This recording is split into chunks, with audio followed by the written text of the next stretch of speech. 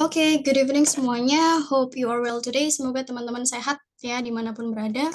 Kemudian hari ini kita akan lanjut materi berikutnya, reading ya. Kemarin dijelasin di awal, reading itu nanti kita ada 3 sesi kan ya.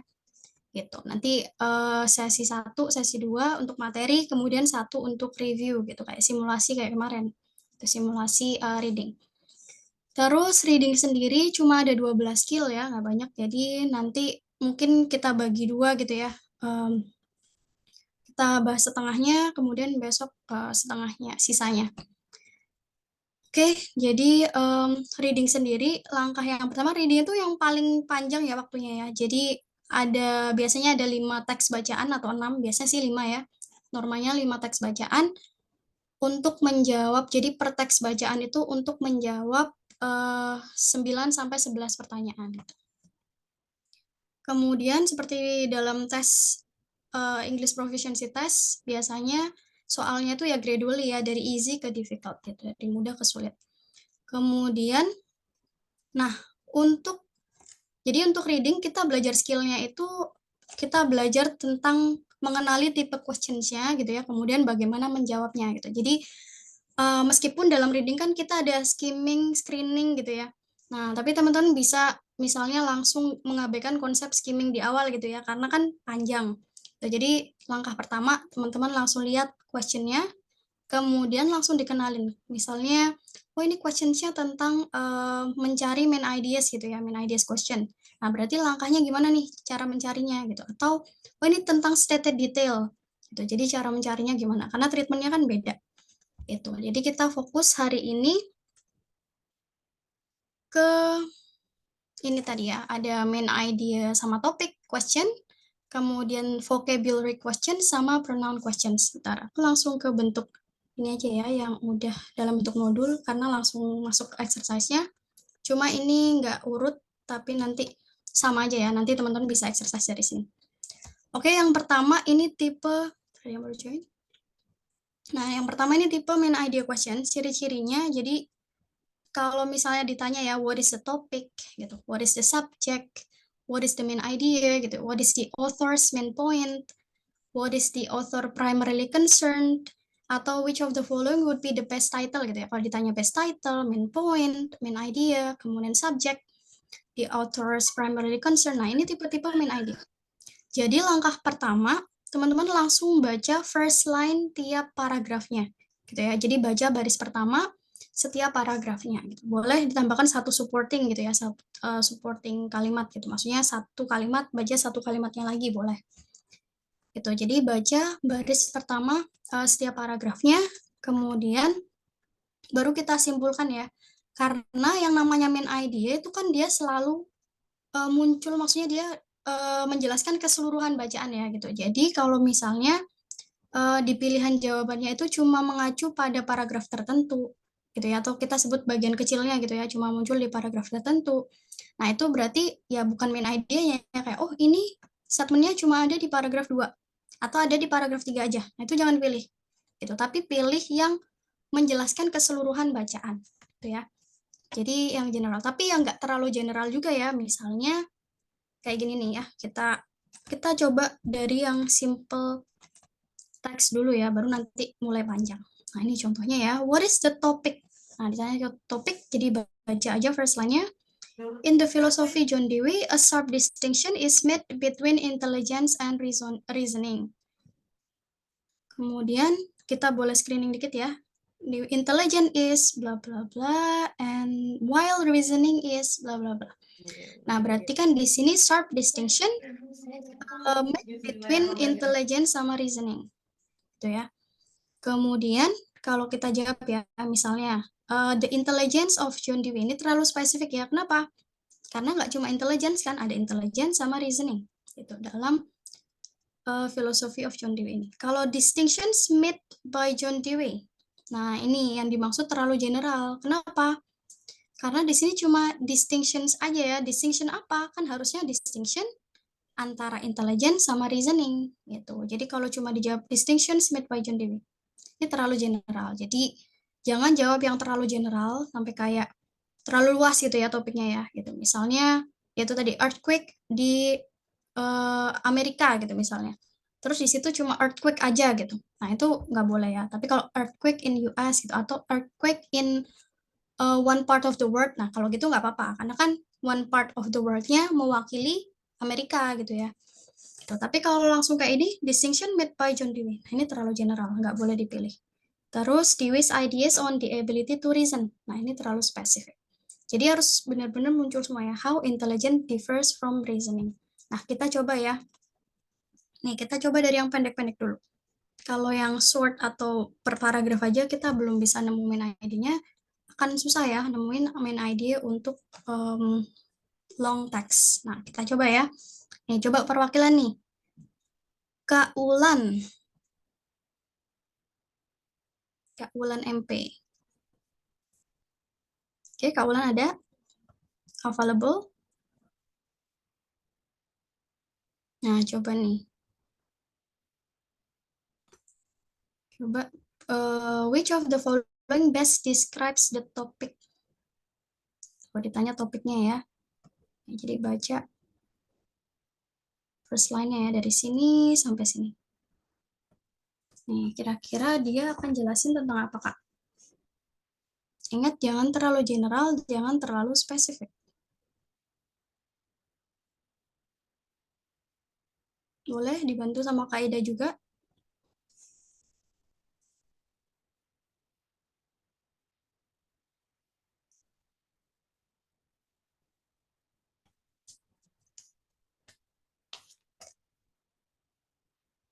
Yang C mungkin. Oke, kita coba ya, kita breakdown. Di sini kan Fort Knox, Kentucky. Ini the site of US Army Post. Tapi ada lanjutannya ya. But it is even more renowned for the Fort Knox Bullion Depository. Gitu ya. Jadi dia sebagai site of US Army Post, tapi sekarang lebih dikenal jadi penyimpanan gitu ya, depository. Kemudian the massive vault that contains the bulk of the US government school deposits gitu. Jadi tempat penyimpanan khususnya buat penyimpanan emas gitu ya. Jadi kalau kita jawab A, the city of Fort Knox, ini terlalu general ya. Gitu. Kemudian Federal Gold Depository. Bisa jadi karena federalnya ini kan menggantikan kata US ya, Kak. Gitu. Kalau kita jawab yang C, the US Army Post at Fort Knox. Nah, US Army Post ini masih terlalu spesifik. Kenapa? Ini ada lanjutannya, Kak. But, gitu ya. Gitu. Jadi Fort Knox itu adalah site of US Army Post. Tapi, nah ini ada lanjutannya ya. Gitu. Sekarang jadiin depository gitu. Khususnya gold deposits. Gitu. Jadi lebih tepat. Kalau gold bullion ini terlalu general ya. Kenapa? Karena nggak menyebutkan specifically ada di US. Tuh, jadi kita akan jawab yang di US, bukan ini, sorry. Yang B, the Federal Gold Depository. Itu, federalnya menggantikan kata US-nya. Gitu. Noted ya. Itu kenapa nggak jawab yang A, terlalu general. Kenapa nggak jawab yang C, karena terlalu spesifik, masih ada lanjutannya tuh. Gitu, ini bagian kecil ya. Kalau yang D, ini terlalu general juga. Gitu. Jadi, nomor 2, ini kan base title ya, sama aja. Ini sebenarnya pertanyaannya sama ya, tipenya cuma di paraphrase. Gitu. Berarti ya yang semakna ya dengan kata Federal Gold Depository. Gitu. Jadi lebih tepat yang ini ya, kan maknanya sama. Where the United States keeps its gold. Gitu. Coba lagi ya. Teks yang kedua. Nih, coba perwakilan nih, Kak Anita. Subjek tuh, sama aja. Subjek nih berarti cari main idea.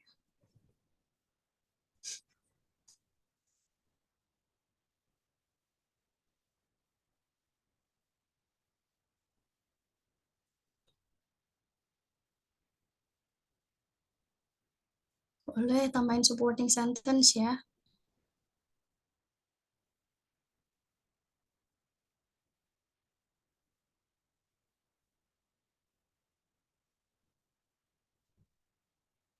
Oke. Kaya juga bisa bantu. Kan pada jawab. Oke, yang B. Oke, yang lain pada jawab B. Ini identifying karakteristik minerals adalah relative hardness ya. Nah, kemudian can be determined by scratching one mineral with another. Nah, this type of test. Nah, ini tesnya ya, tes untuk mengukur identifying relative hardness-nya gitu ya dengan scratching test. Berarti ini adalah betul yang B. Berarti yang C yang mana? Tuh, mana sih? Yang C yang semakna? Boleh jawab bareng-bareng kali ya, biar sama. Nah, ini cari yang semakna aja ya, main idea tuh. Berarti sama ini ya, the hardness of mineral itu bisa didetermined by its ability to make a mark. Nah, make a mark ini kan ini ya, scratching ya. Tuh, ngasih tanda gitu. Make a mark on other minerals. Very good. Nah, coba lagi nih. Jawab bersama. Ingat, baca first line dan jangan lupa simpulkan, jangan terlalu general, jangan terlalu spesifik ya.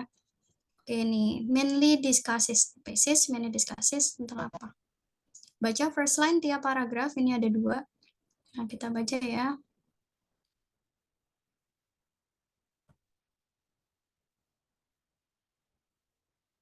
Oke. Boleh ditambahkan supporting ya. Nah, kira-kira yang mana?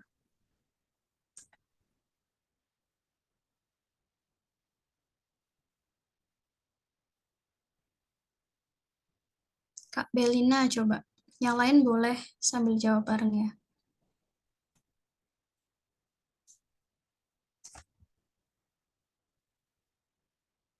Yang D, oke kita coba ya.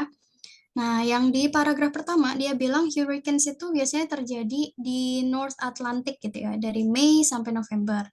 Kemudian, the peak of the hurricanes itu September, tapi jarang terjadi di Desember sampai April. Oke, jadi ini kayak lebih ke kapan terjadinya gitu ya. Kemudian next paragraf kedua bilang, of the tropical storms that occur each year di North Atlantic, masih ngomongin tentang hurricanes yang di North Atlantic ya. Only about 5 on the average are powerful enough to be called hurricanes. Oke, berarti storms yang apa ya? Storms yang kuat banget ya itu disebut sama hurricanes gitu. Berarti yang pertama dia jelasin kapan hurricanes-nya. Yang kedua ini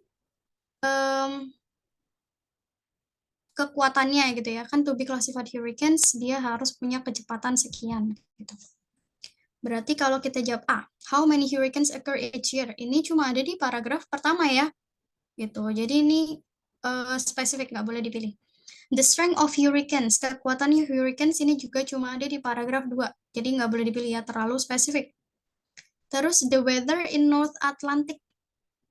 Weather sama hurricanes itu nggak semakna ya. Tuh, dia beda.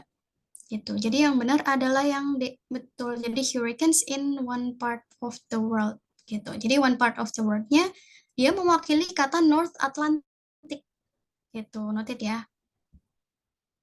Oke. Jadi ini jawabannya soalnya udah bervariasi ya. Ada yang jawab B, C, D.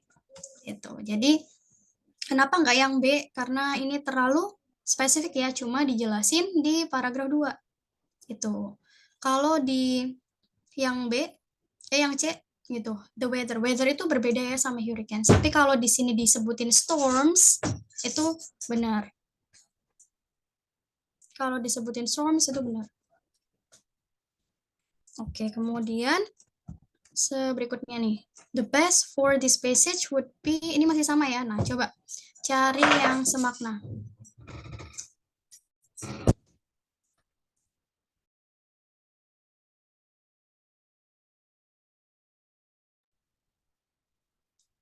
Yang B, oke. Ini yang semakna ya. Betul yang B. Storms itu sama dengan hurricanes ya. Kenapa? Ini tadi disebutin ya. Jadi kalau storms dia powerful, nah itu disebutnya hurricanes. Jadi semakna. Tapi kalau weather beda ya. Tuh, jadi betul jawaban yang B. Kalau yang A, North Atlantic Ocean. General banget ya. Kalau yang C, hurricanes, the damage destruction, nggak ada nyebutin damage-nya. Terus kalau yang D, what happens from May through November. Ini juga terlalu general. Oke, udah bagus. Yuk, kita coba lagi nih satu. Which of the following would be the best title tuh? Oke, masih nyari main idea. Nih baca first line dia paragrafnya. Boleh tambahkan satu supporting sentence.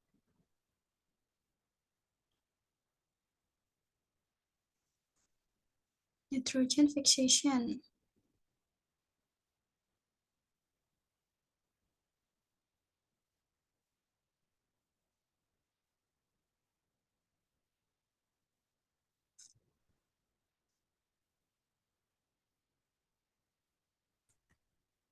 Yang mana nih kira-kira?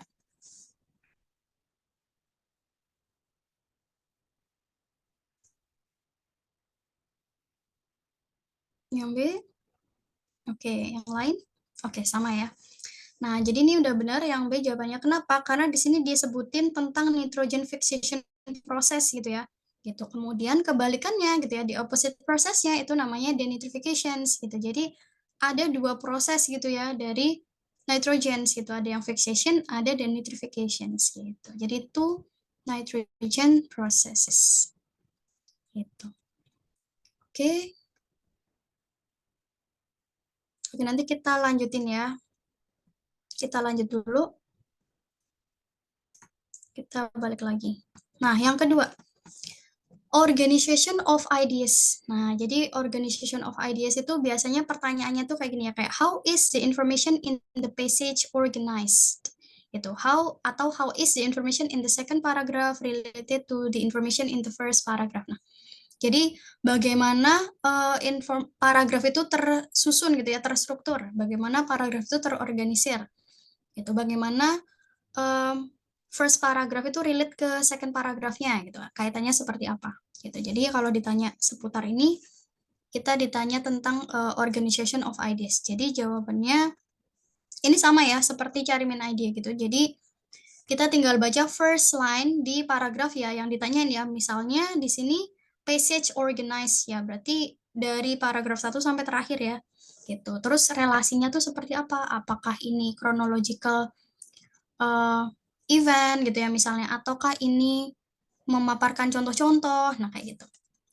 Kemudian baru kita simpulin ya, hubungan antar paragrafnya seperti apa gitu. Misalnya ditanyakan paragraf 2 sama 3 gitu, relasi paragrafnya seperti apa, ya udah paragraf 2 sama 3 aja yang kita baca. Gitu. Contohnya gini. How is in the information in the passage organized? Ya udah kita baca first line tiap paragrafnya ya. Nah, kita sambil artiin gitu ya. Yang kita paham gitu. Kalau ditanya siapa yang menemukan Game of Baseball, nah most Americans itu pasti bilangnya itu adalah Abner Doubleday, gitu ya. Kemudian Doubleday was given credit, gitu ya, dapat kredit for this invention early in the 20th century when supporting goods manufacturers board inaugurated commission to research the question siapa yang menemukan baseball. Masih sama ya. Jadi masih dapat kredit. Kalau ditanya siapa yang nemuin baseball, masih ke Abner Doubleday. Terus today, nah ini sekarang most sport historian, gitu, banyak sejarawan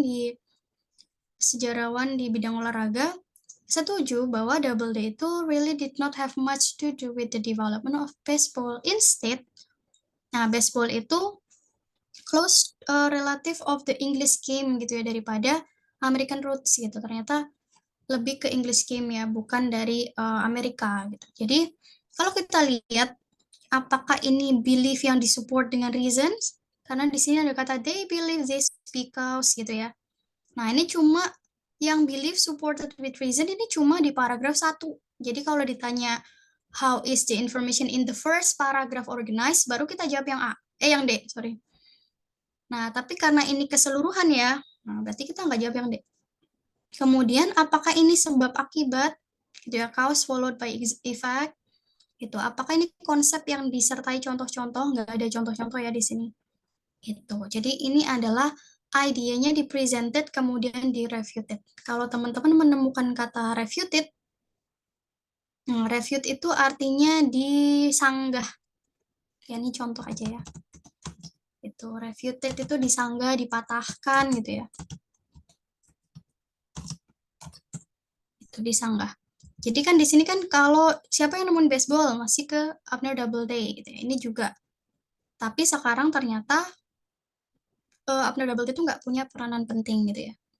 Karena ini lebih ke English game ya daripada American rules gitu. Jadi idenya itu presented kemudian refuted. Nah, itu relasinya ya. Nah, kita coba ya. Nih, coba. How is the information in the passage organized? Keseluruhan nih. Baca first line tiap paragrafnya.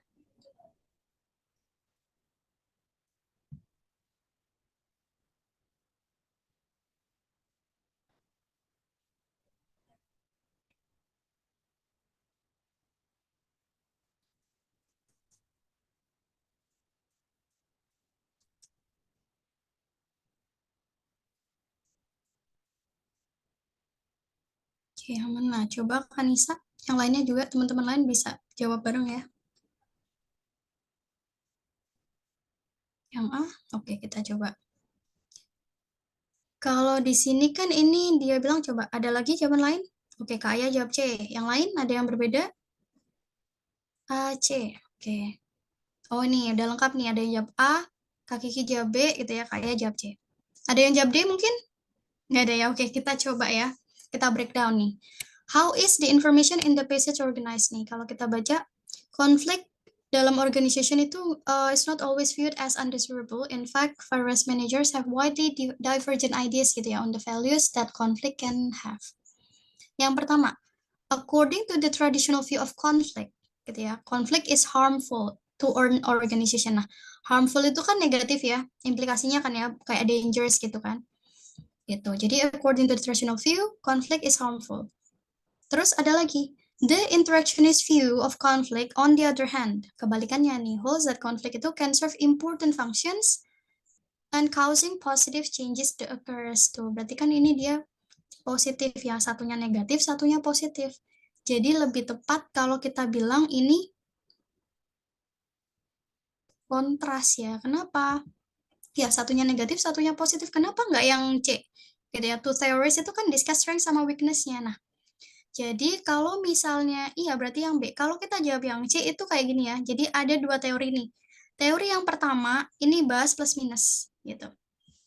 Terus nanti ada teori yang kedua, ini bahas plus minus juga. Nah, ini baru kita jawab yang two theories discuss the strength sama weakness. Ngerti nggak, Kak? Gitu. Jadi kalau kita jawab traditional view of conflict, positifnya apa, negatifnya apa. Gitu.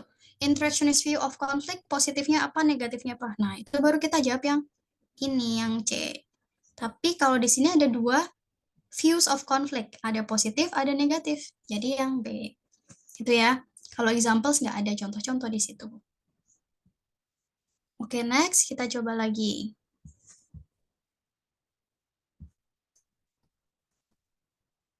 What type of information included in the first paragraph? Ini cuma first paragraph aja nih yang ditanya. Kira-kira ini apa? Argument, definition, opinion, atau teori? Udah jelas ya, ini definition, betul. Karena kenapa? Ini ada nih, IQ or intelligence quotient is defined as, tuh. Dia didefinisikan sebagai ini definition aja gitu ya. Tapi kalau teori biasanya according to bla bla bla. Nah, itu mungkin teorinya ya. Kalau argumen itu biasanya ada kayak dua pandangan gitu ya, argumen yang berbeda. Kayak misalnya some people agree bla bla bla gitu ya. Tapi to what extent? Nah, ini dia bisa argumen. Oke, kemudian kalau opinion biasanya menurut penulisnya ya. Oke, next kita coba lagi nih. How is the information in the passage organized nih? Semuanya berarti ya. Paragraf 1, 2, 3. Nih, coba.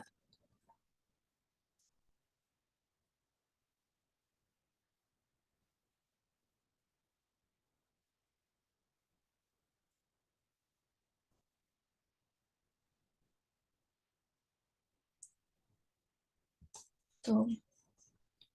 Largest lake in the western United States disebut Great Salt Lake, an inland saltwater lake in northwestern Utah, just outside the state capital of Salt Lake. Oke, ini cuma jelasin largest lake-nya ya, disebut Great Salt Lake. Coba lihat paragraf berikutnya. Biar kelihatan ya pilihannya apa. Yang paragraf 2, although Great Salt Lake itu fed by freshwater streams, streams aliran air tawar ya. It is actually saltier than the oceans. Saltnya itu comes from blah blah blah. Kemudian paragraf ketiganya. Great Salt Lake itu can vary tremendously from its normal size, depending on long-term weather conditions-nya. Berarti bagaimana nih? Paragrafnya tersusun.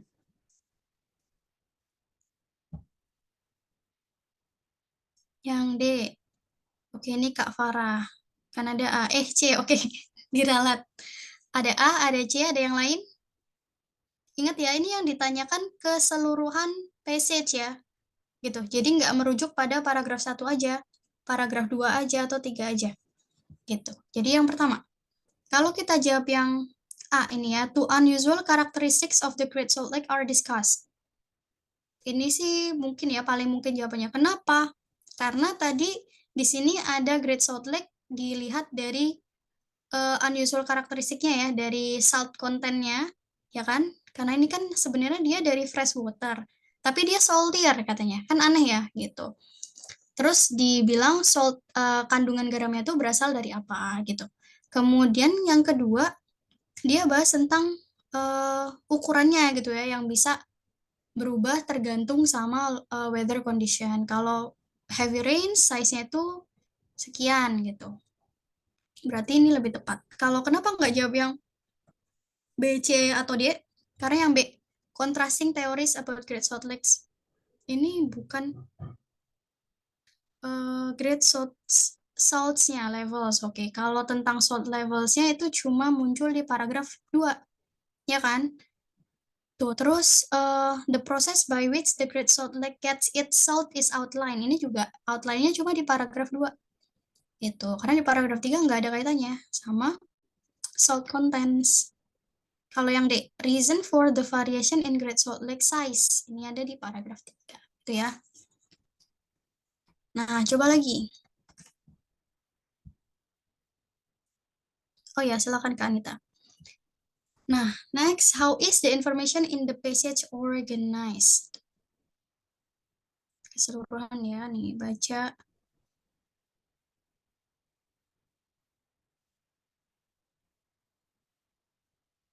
Boleh ditambahkan 1 supporting.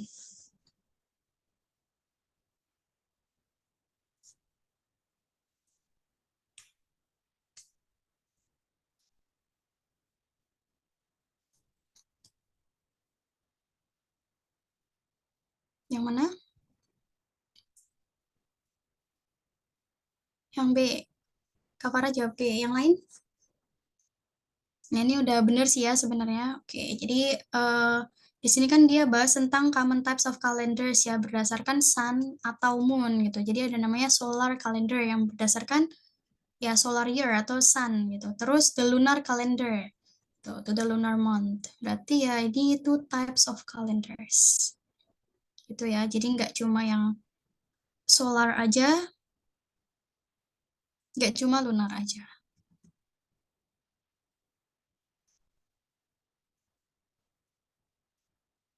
Oke, nanti kita lanjutin lagi ya. Kita coba yang lain. Nah, ini yang stated detail besok ya dijelasin stated detail, unstated detail, pokoknya yang tentang implied detail. Nah, besok dijelasin. Teman-teman bisa belajar dulu ya.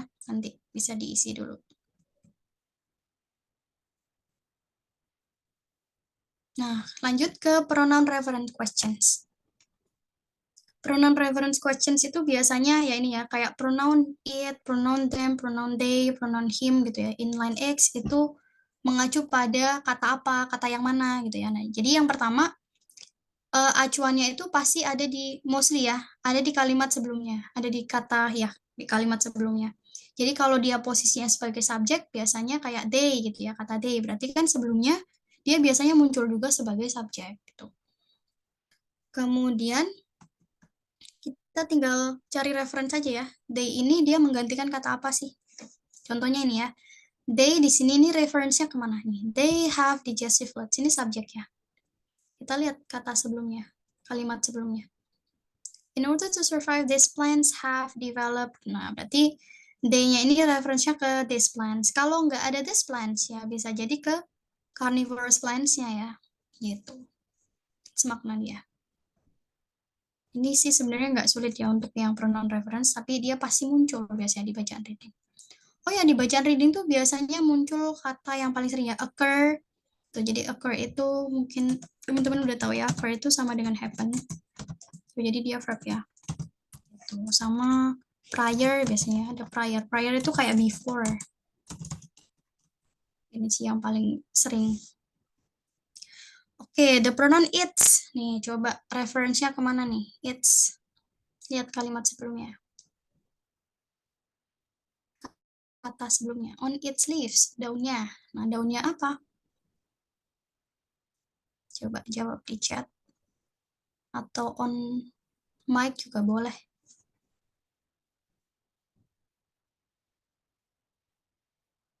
Yang C, oke. Ya, betul. Ini kan daunnya ya. The sundew has sticky hairs pada daunnya. Daunnya apa ya daunnya? Sundew. Oke, kemudian pronoun it. Nomor 2.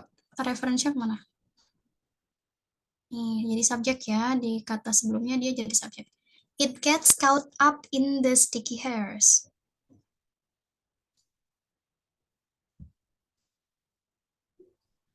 Yes, betul. Jadi it-nya itu adalah insect-nya ya. Kan when an insect, kalau udah konektor, dia bentuk subject verb ya. An insect lands on. It gets caught up. Berarti insects-nya. Oke, gampang kan? Ini pasti udah bisa semua sih. Coba lagi. Pronoun it di line 2.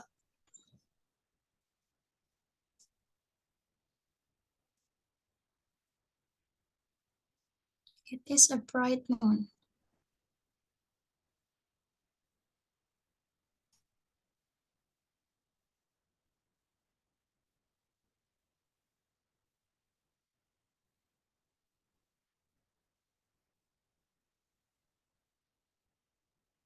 Oke, udah benar semua.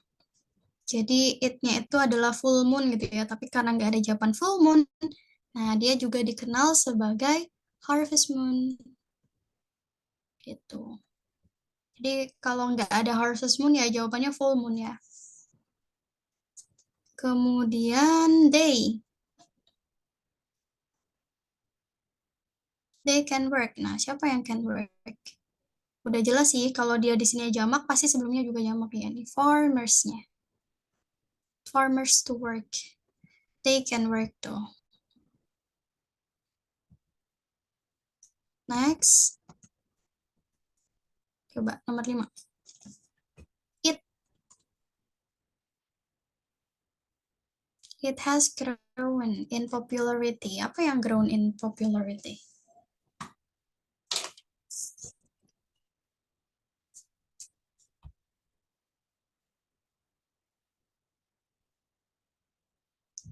Ah, yes, Mardi Gras-nya. Kalau nggak ada Mardi Gras, kita bisa jawab Fat Tuesday gitu. Karena ini sama kan ya, Mardi Gras. Kemudian they. Where they take part. They ini siapa? Parade-nya, turisnya, activities-nya, atau countries-nya? Iya, ini jelas orangnya ya, karena they take part in a week of non-stop activities. Jadi bukan aktivitasnya, pasti ya turisnya ya. Tuh di kalimat sebelumnya juga tourists from various countries. Oke, lanjut lagi. Nah, ini nggak sulit. They. They are passed on. They ini siapa? They ini referensinya kemana?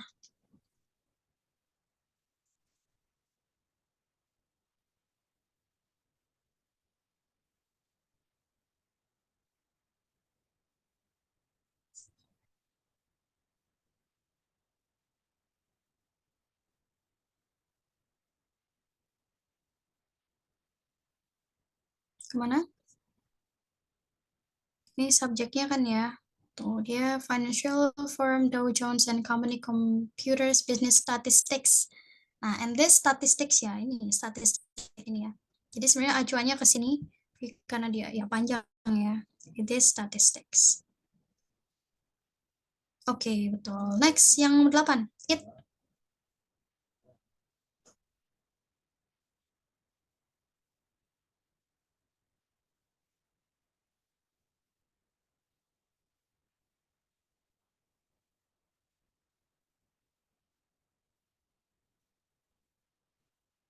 Iya.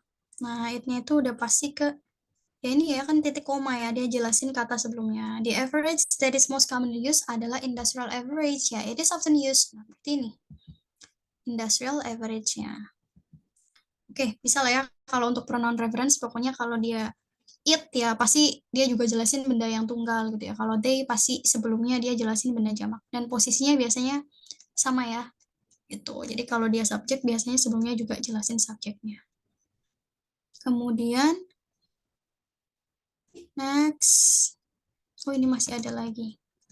Oke, lanjutin aja dulu, habisin. Pronoun they got caught. They-nya ini adalah subjek ya, berarti di kalimat sebelumnya ini subjek juga. Itu animals-nya. Kalau he, when, bla bla bla, ya udah jelas. Dia ini juga subjek ya, he called it Shangri-La. Siapa yang called it Shangri-La ya? When Roosevelt.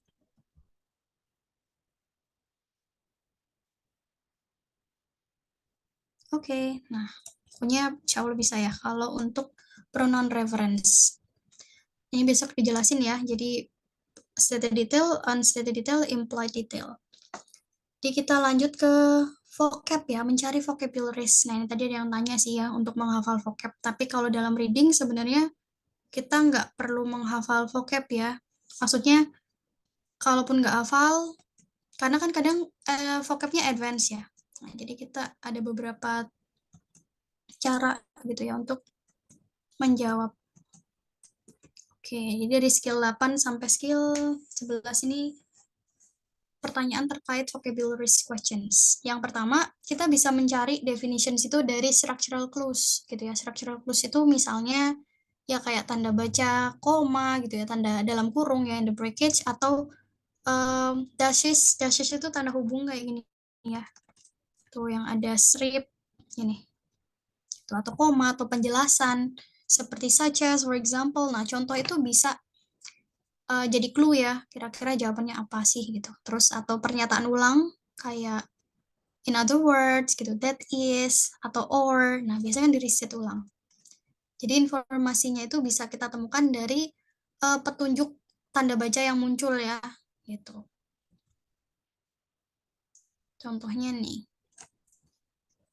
In behaviorism di line 2. Nah, psychologist itu concern dengan apa nih? Behaviorism, terus ada dashes ya.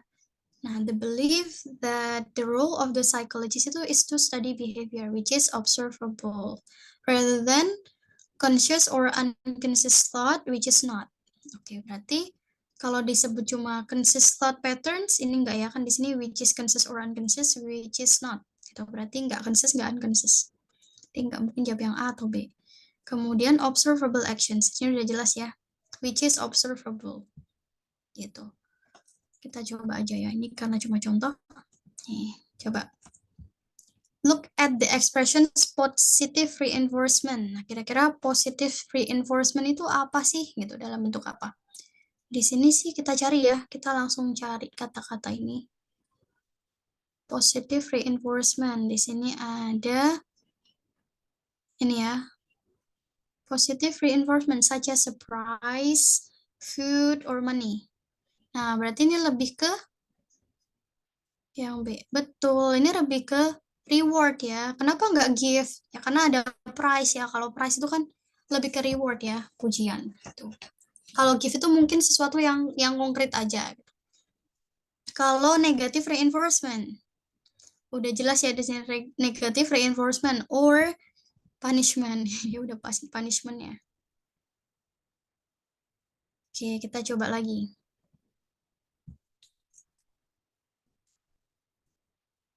Tuh ya, jadi kita nggak langsung nyimpulin, oh past times itu artinya misalnya lampau gitu ya. Terus kita cari yang lampau. Nah, ini kita harus lihat konteks juga ya.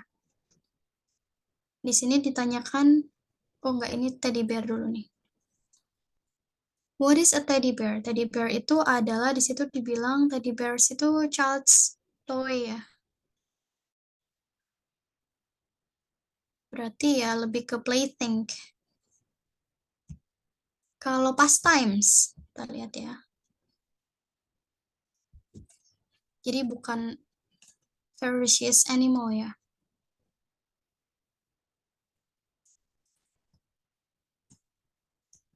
Look at the word past times. Kira-kira ini artinya apa? Coba, apakah past occurrences, kejadian masa lalu, previous jobs, hunting trips, atau leisure activities? Nih, coba teman-teman baca.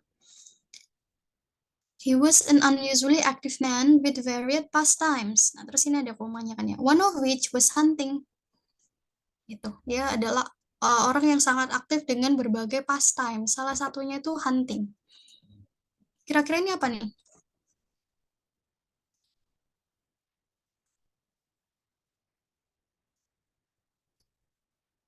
Ya, betul ya Kak Yuli. Tadi jawab yang leisure activities. Betul ya. Jadi pastimes itu hobi ya, leisure activities. Jadi aktivitas yang dilakukan di waktu luang atau kita sebut hobi. Jadi berbagai various pastime, salah satunya hunting. Gitu. Jadi bukan hunting tripsnya ya, pasti ada yang lain. Bukan previous job juga. Kalau jobsnya mungkin kan hunters gitu ya, bukan hunting. Kemudian next. Frasa di paragraf 2 yang close sama kata extricated adalah. Nah, kira-kira extricated itu apa? Di sini sih ada. Kita baca keseluruhan ya. Demanded bahwa beruangnya be extricated from the ropes. Nah, that is, he demanded that the bear be set free. Jadi extricated itu artinya apa? Bear-nya itu di-extricated dari talinya. Dia meminta bear-nya dibebaskan. Berarti extricated itu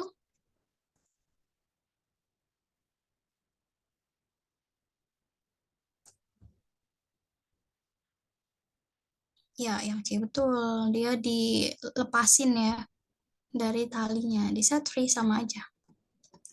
Kalau kartun, di sini kartun itu apa sih? Kita lihat. Ini ada dashes ya. Kartun itu adalah drawn by Clifford K.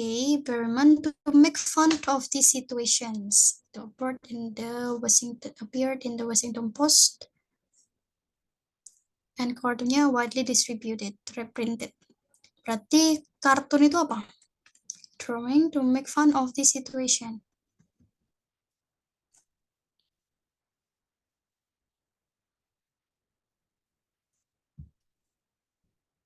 Iya, it's a drawing with message ya, kayak karikatur gitu ya. Kemudian next nih, coba. Supernova itu apa sih? Nih, baca supernova di line pertama. Straight nih, satu paragraf. Supernova di line 1. Supernova terjadi when all of the hydrogen in the core of a huge star transform to iron and explodes. Ada yang jawab B, ada yang jawab D. Ayo, supernova itu apa? Ada yang lain?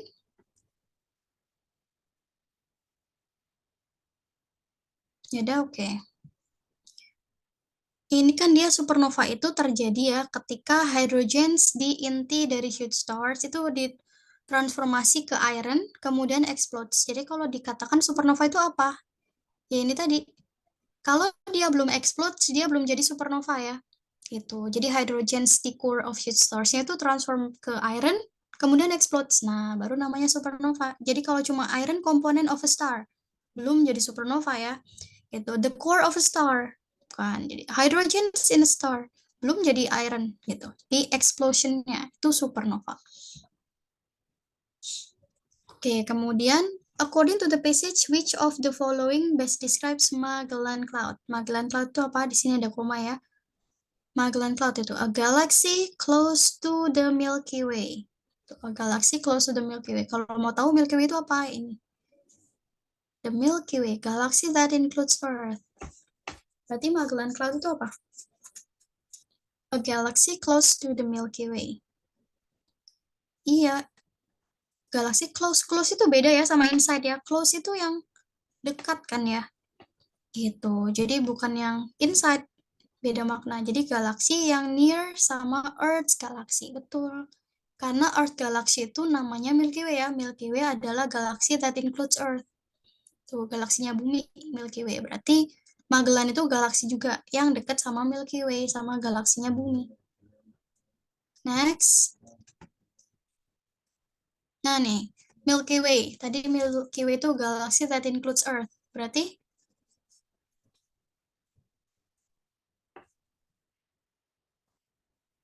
yes, yang B. Galaksi. Bukan dong. Kalau close itu kan dekat ya. Dia tuh galaksi yang includes Earth. Berarti Earth itu ada dalam galaksi Milky Way ya. Gitu. Jadi lebih tepat ya yang ini. Kalau jawab yang A kenapa salah? Karena Milky Way itu bukan part of Earth. Tapi Earth itu part of Milky Way. Noted ya. Jadi Earth itu kan lebih kecil dari Milky Way-nya ya. Jadi kalau kita bilang ya Earth itu part of Milky Way, bukan Milky Way part of Earth. Jadi lebih tepat yang C, galaxy that is home to Earth. Gitu. Oke, coba lagi nih. Which of the following closest meaning to the word globular? Globular body. Coba nih, globular. Ini ada penjelasannya nih, setelah koma ya. The size and shape of a pea. Tahu pea? Pea itu kacang polong ya. Yang bulat-bulat. Gitu, berarti ya dia yang di yes, round, globular. Kalau kita nggak tahu artinya pea ya, teman-teman bisa. Ya, the size and shape of a pea. Round. Itu tadi. Jadi kita bisa mencari makna itu dari konteks, tapi yang ada structural clue-nya ya, kayak ada koma gitu, terus ada in the bracket gitu ya, ada dashes yang strip gitu tadi, terus dari contoh-contoh gitu ya, pastimes, one of which adalah huntings. Nah, itu bisa kita jadikan clue. Kemudian, next. Nah, kemudian cara mencari meanings dari word parts. Nah, ini bisa jadi salah satu alternatif ya. Word parts. Jadi kalau misalnya ada kata-kata, kita tinggal ngafalin beberapa word parts-nya ya. Misalnya nih, kata itu ada kata kontra-kontranya gitu. Itu dia nggak akan jauh beda dari against artinya ya. Kayak misalnya contrast, contradicts, kemudian contract. Nah, itu nggak akan jauh beda dari against gitu ya. Kemudian mal. Nih, kalau misalnya kita menemukan ada kata yang ada malnya, dia nggak akan jauh beda dari bad. Misal ya, mal content, ya konten yang buruk gitu ya. Kemudian malnutrition. Nah, itu kan dia apa? Gizi buruk ya kan? Malpractice. Ya pokoknya ada mal-malnya itu maleficent. Nah, itu kan kayak evil ya, bad. Itu. Dia ada mal-malnya gitu ya. Kemudian kata yang ada miss-missnya gitu. Itu nggak jauh beda dari error. Contoh ya, mistake. Ada misbehave gitu ya. Kan error ya, nggak tepat gitu. Misbehave, ada misconception.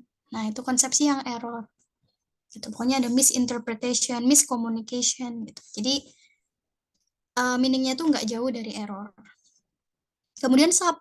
Yang ada kata sub itu nggak jauh beda dari under yang di bawahnya. Misalnya ya subway. Kan kayak yang um, underground gitu ya. Subway misalnya. Terus ada apa? Submissive. Submissive itu kan yang kayak budak. Maksudnya yang di bawahnya gitu ya. Yang nggak dominan gitu. Kemudian subsidiary misalnya. Subsidiary itu kan apa ya? Anak perusahaan. Itu kan under ya. Pokoknya yang cari kalau ada kata sub-sub tuh artinya tuh nggak jauh dari under gitu. Terus ada text, nggak semuanya sih ya, yang ditahu paling desimal atau dikit, dikit kan 10 tahun, desimal 1/10 gitu ya, des. Kemudian multi, nah multi itu nggak jauh beda dari many, yang banyak multi trip, multilingual, gitu. Multiple itu many. Kemudian soul, soul itu nggak jauh beda dari one, ya. Soul, solo, solitude, sendiri, solely. Nah, satu-satunya maksudnya kayak kayak soul ya satu, the only gitu ya. Kemudian ada three ya tiga. Kemudian ada dict, ini nggak jauh beda dari say, sesuatu yang dikatakan ya, kayak dictate, Dictum. Nah, dictum ini kan kayak speech ya. Kemudian ada dictionary, diction, itu dia nggak jauh beda dari words. Kemudian domin. Domin itu nggak jauh beda dari master ya. Misalnya dominant, ada dominary, kemudian judge. Judge itu nggak jauh beda dari judgment atau ya dari judge ya, yang pengadilan gitu. Kayak judiciary gitu ya, judicature, judicative, judgment itu.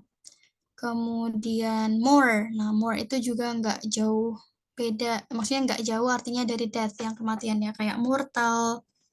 Mortal. Mortal itu kan yang fana gitu ya. Kemudian apa ya? More.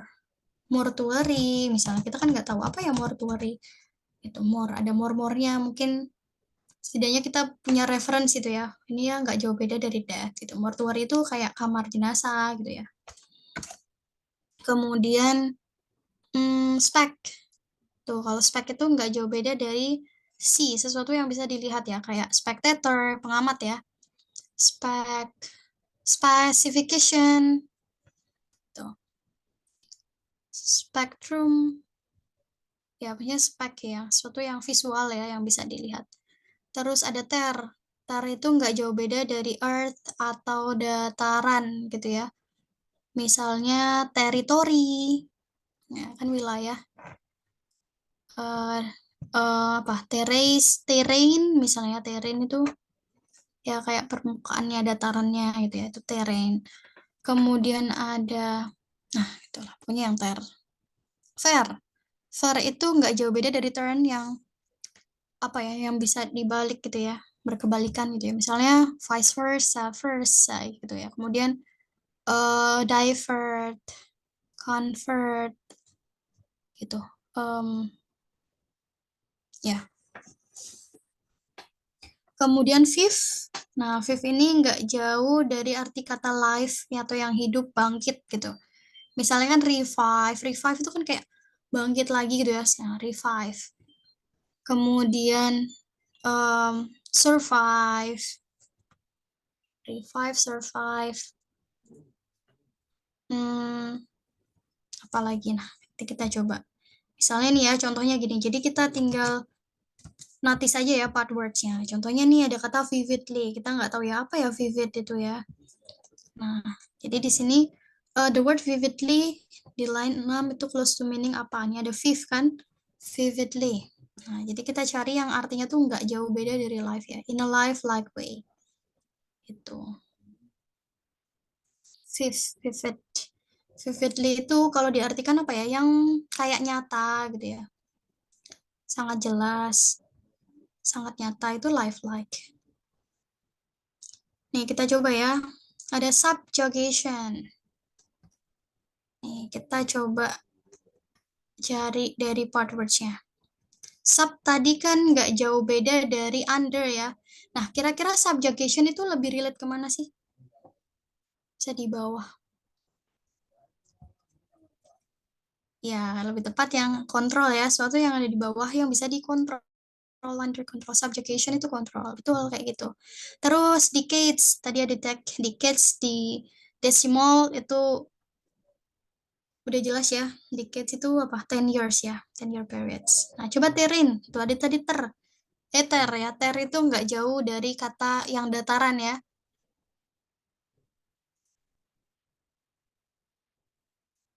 Betul, berarti lebih tepat yang land. Gitu, terrain. Kita lihat part words-nya. Terus spectacular, spec. C ya tadi. Spec itu sesuatu yang bisa dilihat. Spectator, specification. Gitu. Berarti lebih ke ya secara visual. Ya, ini enak ya kalau misalnya teman-teman menemukan ada word parts gitu. Dominance over, domin. Domin. Domin tadi kan master ya, yang menguasai. Gitu. Berarti lebih tepat yang authority gitu, yang artinya tuh nggak jauh beda dari menguasai ya. Terus ada coba nih, three-parted, udah jelas nih, three. Udah kalau three ya, yang tiga ya, divided into three. Judiciary, judge, apa? Judge. Judge kan nggak jauh beda dari pengadilan ya. Jadi lebih tepat teman-teman pilih yang legal system. Ya, legal itu kan kayak law. Legal system. Kalau contract, contract.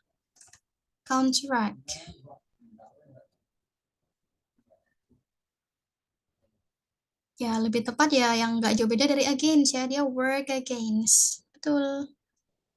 Kok siapa sih? Nggak jauh beda dari against. Bukan debate ya, dia contract. Kalau kontra, oh contradictory, kontra lagi nih. Iya, betul. Dia berkebalikan ya, opposite to against. Oke, gitu. Jadi kalau misalnya nih ya, kalau misalnya ada word parts, jadi kita at least punya reference gitu ya, kayak subjugation, apa ya subjugation gitu, sub itu under. Jadi cari kata yang nggak jauh dari under tadi, ada tear. Tear itu nggak jauh beda dari earth ya, atau datarannya gitu. Berarti kalau ada terrain, gitu. Nah, itu tadi word parts ya. Nah, next, ini untuk 10 sama 11 itu sama ya. Jadi, mencari berdasarkan konteks ini sebenarnya yang paling akurat ya. Ketika kita mencari meaning itu based on the context. Nah, konteks sendiri ini ada dua nanti ya. Kayak konteks untuk determines meanings dari difficult words, atau kata yang nggak common gitu ya. Kita bisa sebut ya katanya tuh udah advanced vocabnya. Nah, terus ada juga yang determine meanings of easy words gitu. Jadi kata yang gampang. Tapi biasanya kalau kata-katanya gampang, dia punya multiple meanings gitu ya. Nah, nanti cari yang paling tepat yang mana nih berdasarkan konteks gitu. Tapi kalau yang difficult words ya memang kita kadang nggak tahu ya artinya tuh apa gitu. Jadi kita harus lihat konteks untuk tahu artinya. Jadi kita langsung lihat aja ya caranya. Kita baca satu keseluruhan kalimat gitu ya, mengandung kata yang dicari tadi, boleh tambahkan supporting sentence ya untuk mengetahui kira-kira lebih ke mana ya maknanya gitu. Contoh ya, incumbent. Kita nggak tahu ya incumbent itu apa sih. Gitu. Jadi kita baca aja. Dari nih sampai over a newcomer nih. Boleh tambahkan supporting. Sampai kita agak paham. Oke, jadi incumbent itu di sini dikatakan ya, in a government election, dalam pemilihan government, incumbent itu generally has a strong advantage daripada over a newcomer. Itu. Jadi kalau dikatakan apakah ini special type of election, udah jelas bukan. Kenapa? Di sini udah dijelasin a government election ya. Berarti kan bukan incumbent itu bukan electionnya ya. Gitu. Berarti ini kita coret aja. Maksudnya eliminasi yang enggak sesuai gitu ya. Kemudian beneficial comment. Nah, ini juga bukan suatu komen. Dia bilang incumbent itu punya strong advantage daripada newcomer gitu ya. Nah, berarti incumbent ini apa? Kalau pembanding itu kan pasti sama ya, incumbent sama newcomer, sama pendatang baru. Gitu. Berarti incumbent ini adalah, misalnya kalau nggak political party ya, yang D. Misalnya, kalau a person tuh, who is already in office, and thus has a certain degree of prominence, has better chance of being elected than does someone who is unknown to the electorate. Nah, berarti person yang udah lebih dulu gitu ya, berkecimpung gitu ya, that has a certain degree of prominence, dia punya kesempatan yang lebih baik untuk dipilih kan ya daripada yang baru atau yang nggak tahu gitu terkait electorate. Berarti kan kalau kita bandingkan incumbent sama newcomer, ya berarti orang yang lebih dulu berkecimpung di situ. Ya, jadi current office holder-nya. Nanti ya, kita coba.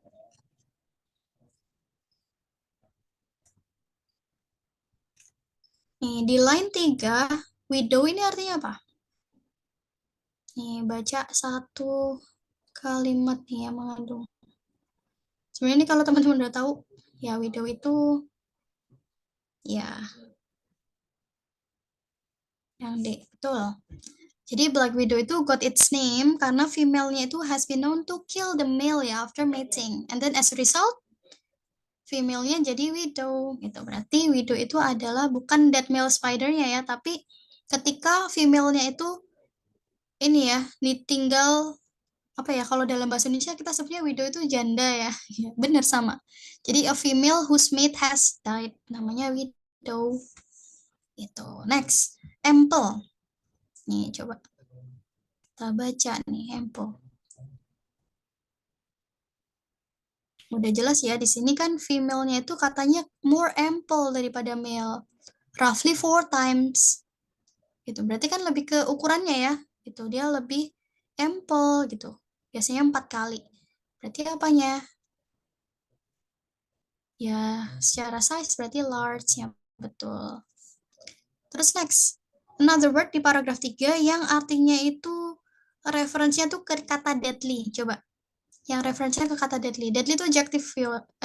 Oh, adverb ya. Yang mematikan. Yang sifatnya mematikan. Ini lebih kemana?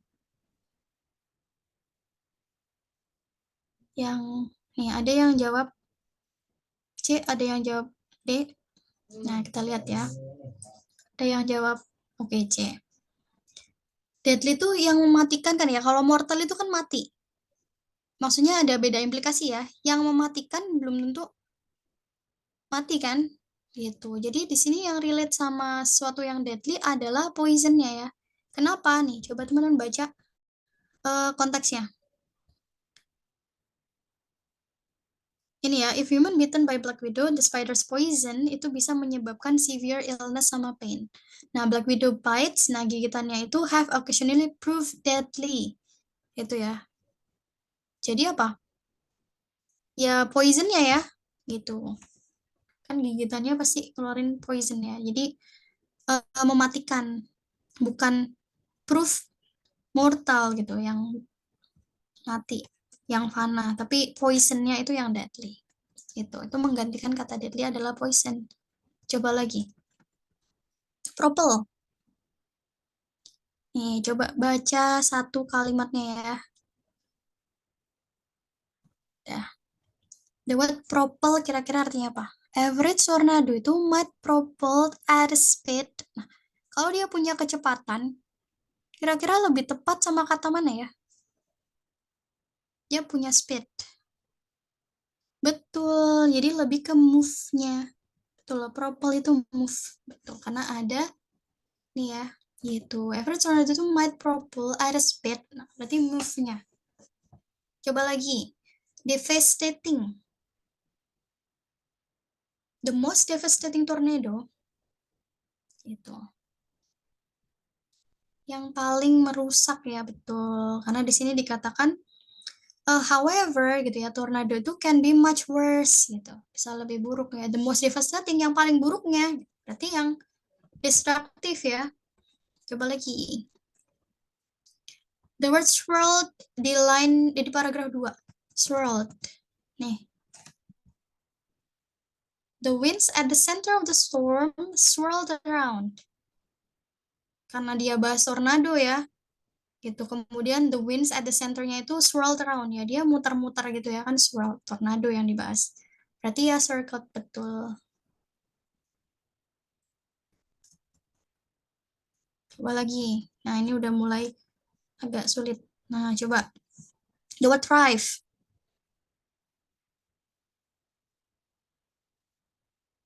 Baca konteksnya satu kalimat tadi ya bisa cukup. Ayo, Kak Kiki jawab A. Oke, silakan Kak Aya. Karena ada jawab B, ada yang jawab C, D. Nah, ini mulai beda-beda nih jawabannya ya, tidak senada. Coba yang lain. Oke, Kanada juga jawab B. Yang lain, oke, B semua. Nah, kita baca ya. Ini ada there are many plants that thrive on only small amounts of water. Jadi ada banyak tanaman yang thrive hanya dengan sedikit air ya. Dan desert itu banyak dengan tanaman semacam ini. Ya betul ya. Berarti tanaman yang bisa bla bla bla dengan hanya sedikit air. Nah, di desert tuh banyak. Ya berarti ini dia yang bisa grow well ya, bisa tumbuh dengan baik. Betul. Jadi bukan minimally survive. Coba lagi. The word arid.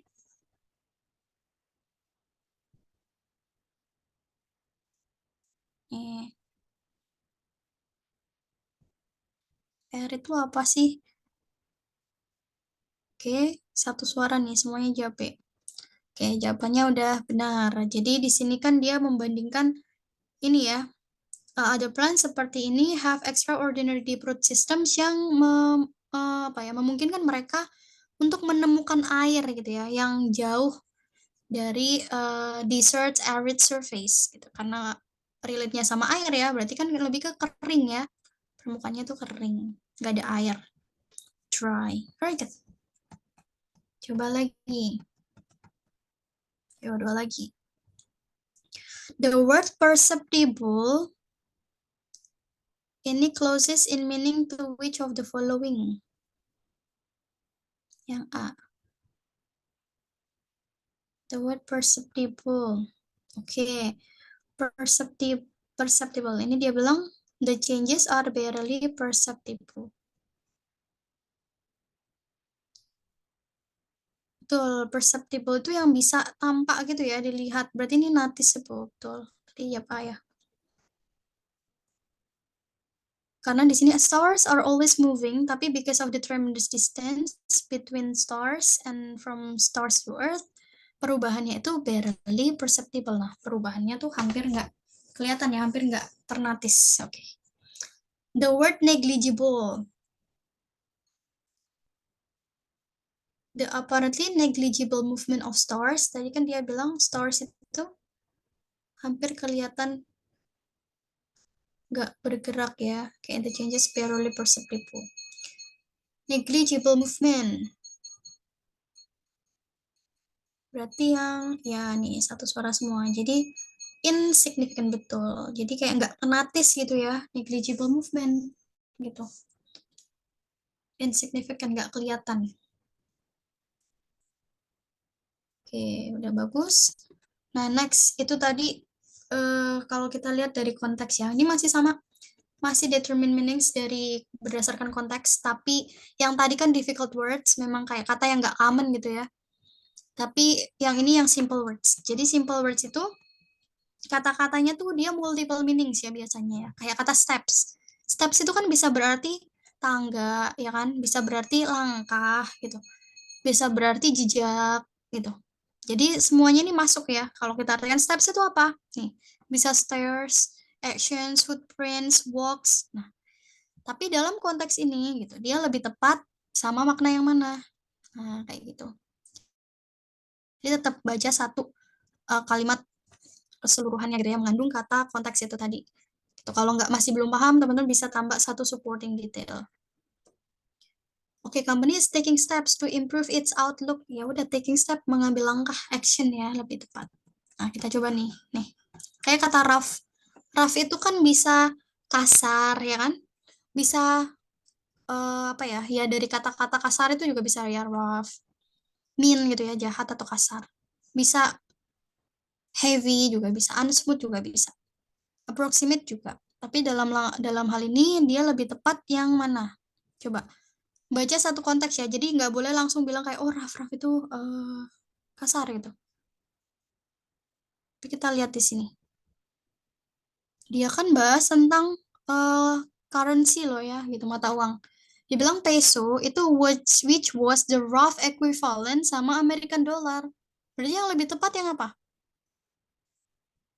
Semuanya benar, tapi yang lebih tepat betul, yang lebih tepat adalah nilainya ya, approximate-nya gitu. Rough equivalent gitu. Jadi dia approximate perkiraannya. Coba lagi. Stores ya, stores itu kan bisa shops, bisa supplies, bisa departments. Nah, tapi kita lihat di sini. The stores of Spanish ships regularly striped by pirates on the waters and redistributed.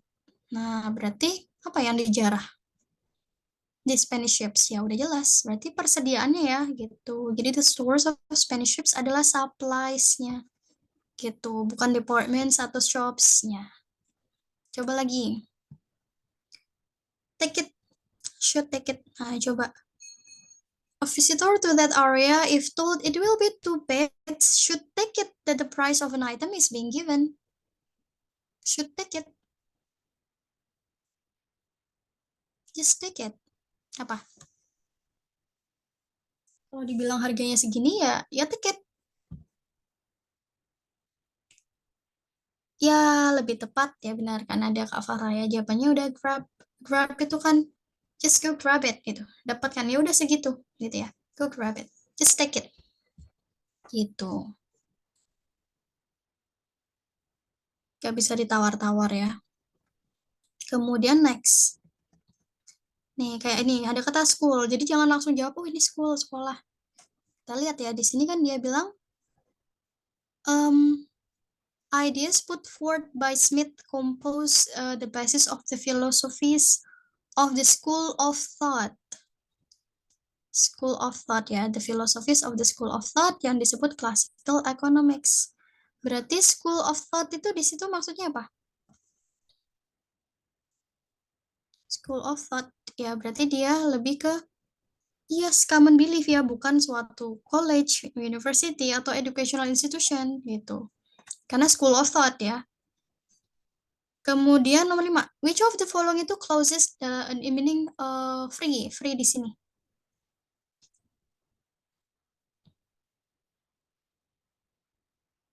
According to Smith's ideas, free competitions and a free trade are vital in fostering the growth of an economy. Free. Free competition dan free trade. Oh ini udah bervariasi nih, ada yang D, ada yang C, ada yang B. Oke, kalau kita lihat di sini sih ya, according to Smith's ideas, free competition dan free trade itu vital dalam fostering the growth of an economy ya. Nah, the role of government in the economy to ensure the ability of companies to compete freely. Berarti freely ya. Freely itu apa? Secara bebas gitu. Berarti yang lebih ke uncontrolled ya. Gitu. Betul yang C. Bukan yang no cost gitu. Oke, kemudian next. Widely itu apa? Wide itu kan bisa large, bisa huge. Iya, silakan Kak, Kak Regina. Yang B, yang C. Oke, jadi di sini dia bilang this compound itu widely used gitu ya. Berarti secara luas digunakan dong di industry today. Kalau secara luas digunakan, berarti lebih ke areanya ya yang luas ya. Bukan maksudnya industri ya secara general. Berarti lebih kayak extensively ya. Maksudnya digunakan di berbagai industri gitu ya. Bukan kayak large. Large itu kan secara apa ya? Kayak definisinya tuh luas aja gitu ya. Kayak lebih konkret gitu ya. Kayak wilayah itu large, dia large kayak satu wilayah gitu. Tapi kalau extensively berarti dia kayak lebih ke general gitu ya. Extensively, yang abstrak banyak hal. Ini kan dia terkait industrinya ya. Berarti secara ekstensif dalam industri apapun misalnya. Ini widely used in industry. Jadi lebih tepat kita jawabnya extensively ya. Itu. Bukan luas kayak merujuk pada wilayah itu kita pakai large. Tapi kalau extensive dia ke banyak hal ya, abstract things juga extensive. Kalau the word inhaled, inhaled B, oke. Ya, inhaled itu kan ditarik nafas gitu ya, breathe in, betul. Breathe it in. Breathe it. Kalau exhale dikeluarin ya, breathe it out. Oke, coba lagi nih, majority.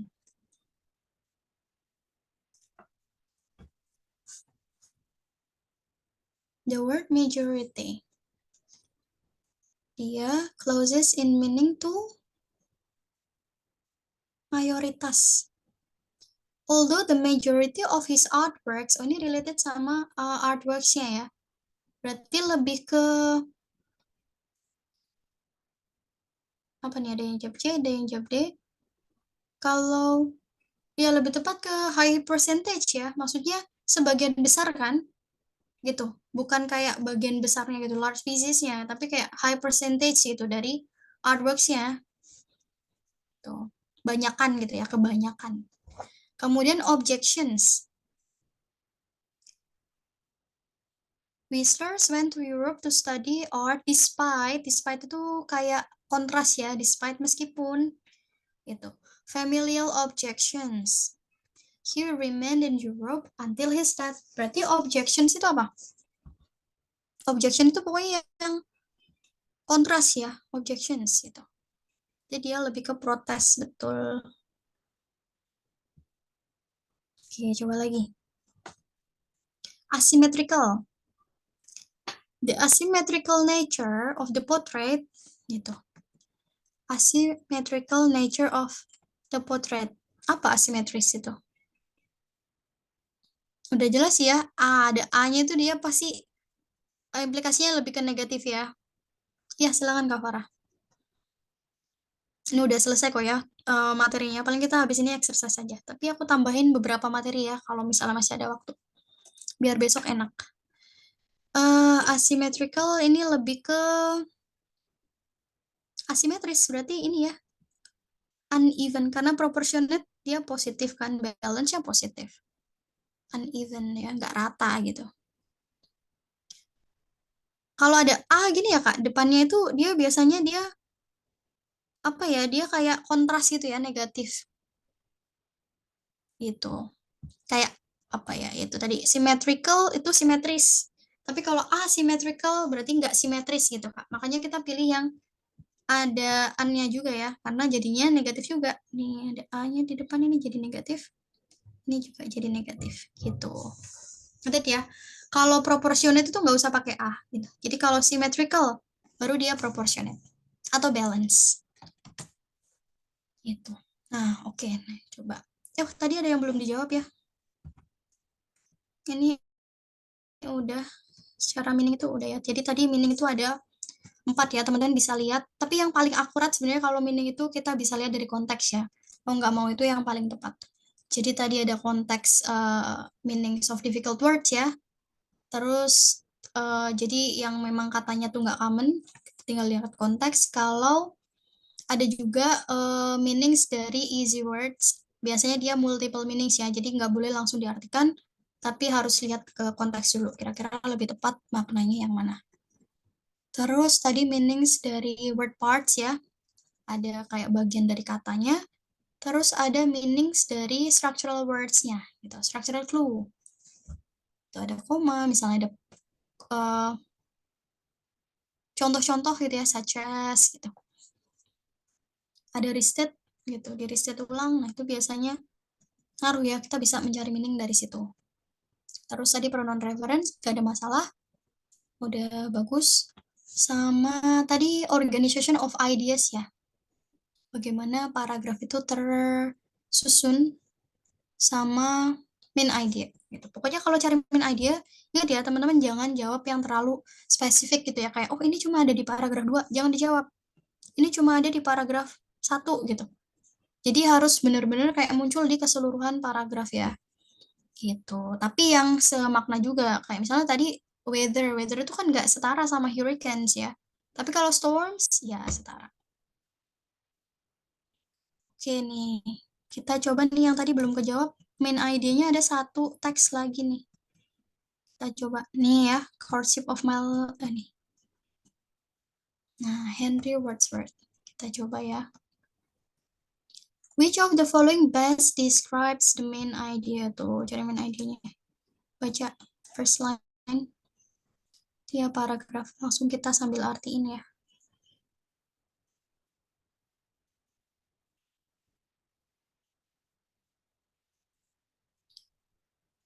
Henry Wadsworth Longfellow itu perhaps best known sebagai American poet of the 19th century. His clear writing style itu emphasize menekankan pada prevalent values of the period, made him popular with the general public, if not always with the critics. Kemudian dia menekankan, terus ini contoh-contoh karyanya ya, ada Evangeline. Jadi dia menekankan, apa writing style-nya menekankan pada values of the period ya. Kayak misalnya nih ya, Evangelist itu settingnya itu during French and Indian War. Tuh, makanya dia ceritanya itu tentang apa gitu ya. Emphasize-nya itu on sentimental,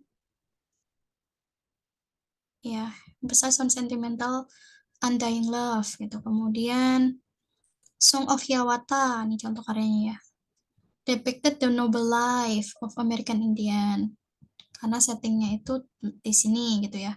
Kemudian, ya paragraf berikutnya, dia bahas tentang courtship of Miles Standish yang take place during early period of settlement of New England, England period yang dilihat sebagai time of honor and romance. Tuh, jadi kalau kita lihat nih ya, dari susunannya kira-kira main idenya apa? Apakah A, American history is often depicted in poetry? Longfellow describe American gitu. Jadi teman-teman tinggal notice ini terlalu general apa spesifik gitu. Karena dia cuma bahas tentang karyanya Longfellow ya. Gitu. Jadi kalau kita lihat yang A itu American history itu often depicted in poetry. Dia terlalu general ya karena cuma merujuk pada satu penulis aja kan. Gitu. Kemudian, jadi ini nggak boleh dipilih. Yang B, Longfellow described, boleh sambil jawab, sambil dibahas. Yang C, oke.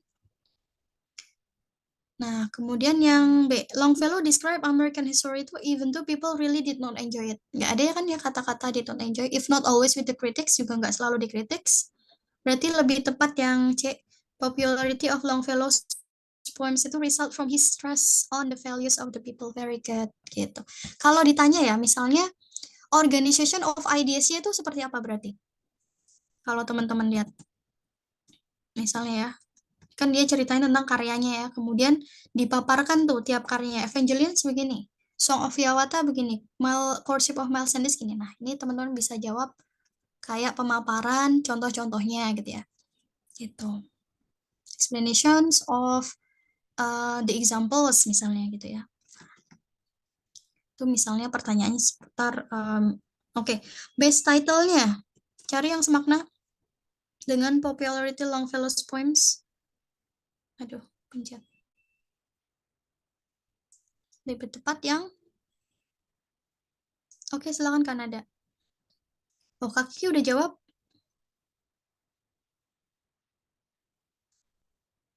Oke, nih pada jawab C semua. Yang lain ada yang beda?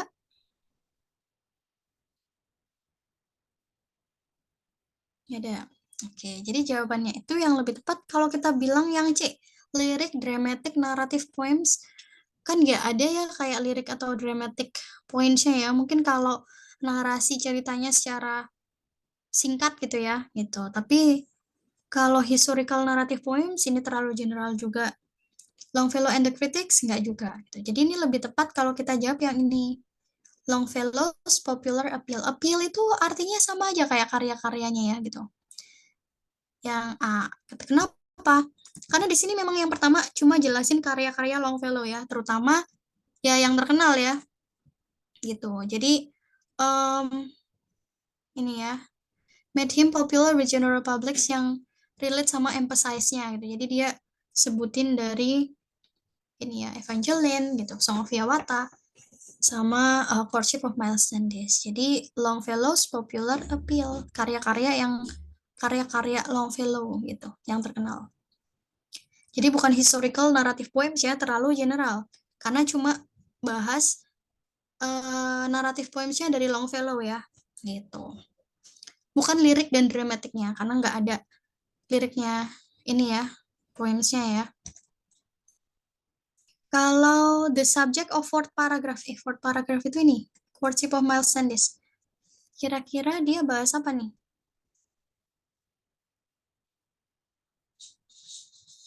Fourth paragraph ya pasti relate sama general idea-nya ya. Kan tadi general idea-nya adalah penekanan ya, value atau stress on the values of the people gitu pada saat-saat periode tertentu.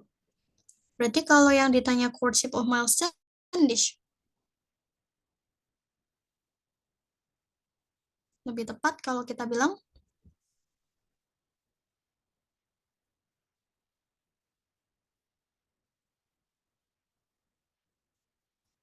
Ini periode settlement of New England ya. Nah, periode yang mana dilihat sebagai time of honor and romance.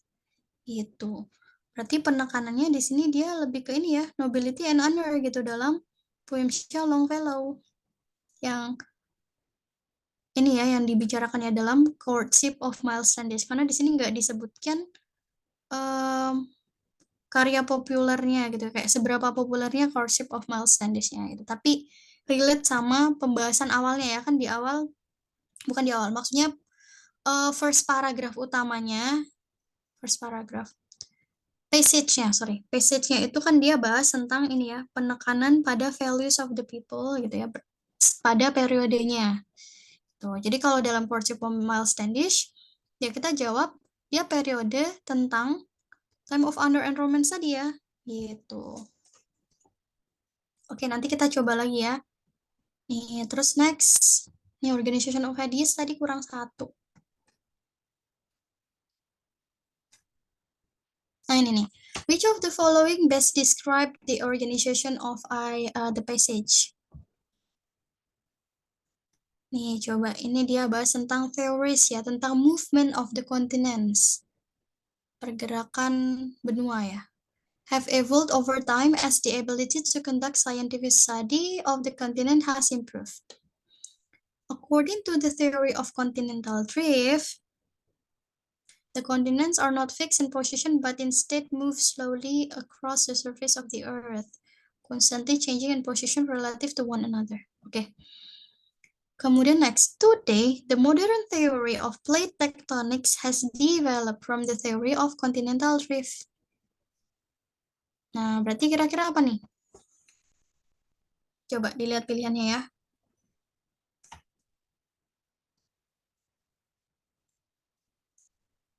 Apakah to unrelated theories presented? Atau to construct contrasting opinion? Theory followed by examples? Atau one hypothesis is developed from one another? Kayaknya lebih tepat ya kalau kita bilang yang unrelated theories. Ini related loh ya. Karena dia bilang today itu plate tectonics itu develop dari theory of continental drift. Gitu ya. Berarti teori continental drift kemudian dia berkembang gitu ya jadi theory of plate tectonics. Gitu. Berarti salah kalau unrelated. Kalau contrasting nggak kontras ya, maksudnya dia nggak menurut ini, kemudian beda sama menurut ini, nggak ya. Kemudian a theory followed by example, ini nggak. Jadi one hypothesis itu develop from one another gitu. Satu teori itu berkembang dari teori lainnya. Oke, udah bagus. Nah, jadi hari ini kita udah belajar tadi ya main idea questions, tipe main idea ya, kita review dikit. Jadi kalau pertanyaannya tuh ditanya subject, main idea gitu ya, author's main point, atau apa tadi, subjek udah. The author's primarily concern gitu ya, best title, itu berarti teman-teman tinggal baca first line tiap paragrafnya. Kemudian jangan lupa disimpulin ya, kayak jangan pilih yang terlalu general gitu ya, yang terlalu general banget.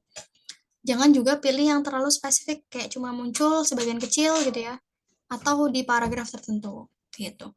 Kemudian organization of ideas tadi ya, bagaimana paragraf itu terstruktur gitu ya dalam passage itu. Jadi dibaca first sama kayak cari main idea, terus disimpulin kayak tadi ya. Jadi bedakan contrasting gitu ya, atau sama yang tadi two theories discuss tentang weakness atau strength. Nah, kalau two theories describe tentang strength sama weakness, berarti satu teori plus minus gitu ya, satu teori plus minus.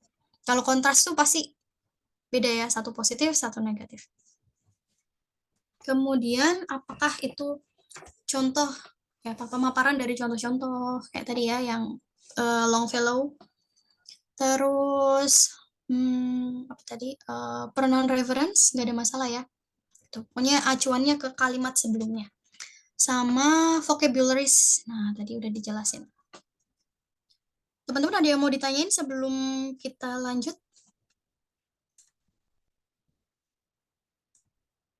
Dari Ya, materi yang udah kita pelajarin hari ini.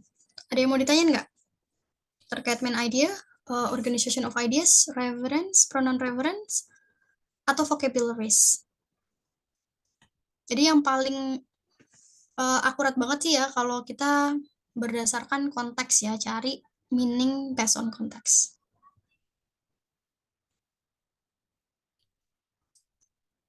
Kalau nggak ada, kita masih ada 20 menitan ya, 20 menit lebih.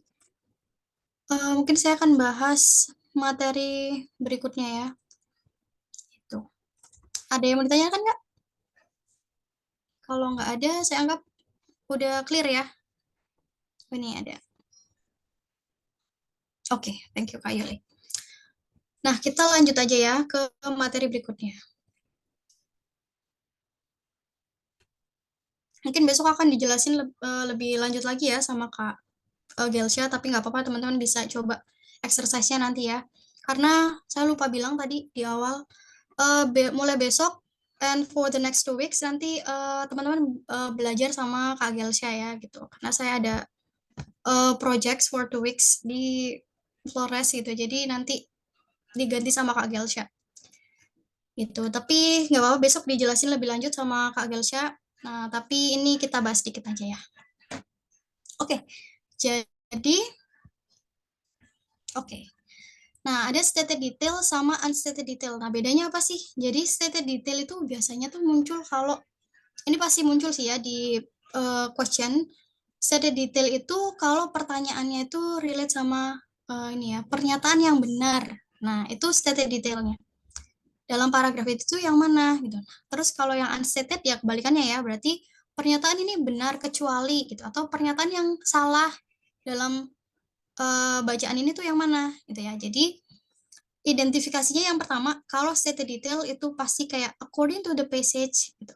Misalnya kita harus membuktikan kebenaran tentang apa gitu ya. Misalnya Jamestown is bla bla bla. Gitu. It is stated in the passage gitu. The passage indicates that atau which of the following is true. Nah, ini tuh pernyataan tentang stated. Jadi kita harus cari mana pernyataan dari multiple choice itu yang benar gitu ya menurut bacaan. Jadi langkahnya cara menjawabnya yang pertama kita limit dulu pencariannya ya dari kita langsung ke contoh aja ya biar gampang gitu. Misalnya ya the passage indicates that Jamestown. Nah, kita limit dulu pencariannya. Berarti cari ini ya biar pencariannya tuh nanti nggak kemana-mana gitu. Jadi di limit cari kata ini, kemudian kita cari yang benar. Baru setelah kita limit, baru kita lihat tiap multiple choice-nya gitu ya. Misalnya yang A, kita buktiin satu-satu, kita cross check. Gitu ya. Misalnya the passage indicate Jamestown. Oke, kita limit dulu. Nih, kita cari kata Jamestown di sini. Pokoknya kata yang muncul pertama tentang yang harus kita buktikan kebenarannya ya. Nah, kemudian kita lihat dari A. Was settled in 1633. Nih, cari kata yang mengandung kata ini. Terus di limit ya. Oke, kita baru baca satu keseluruhannya.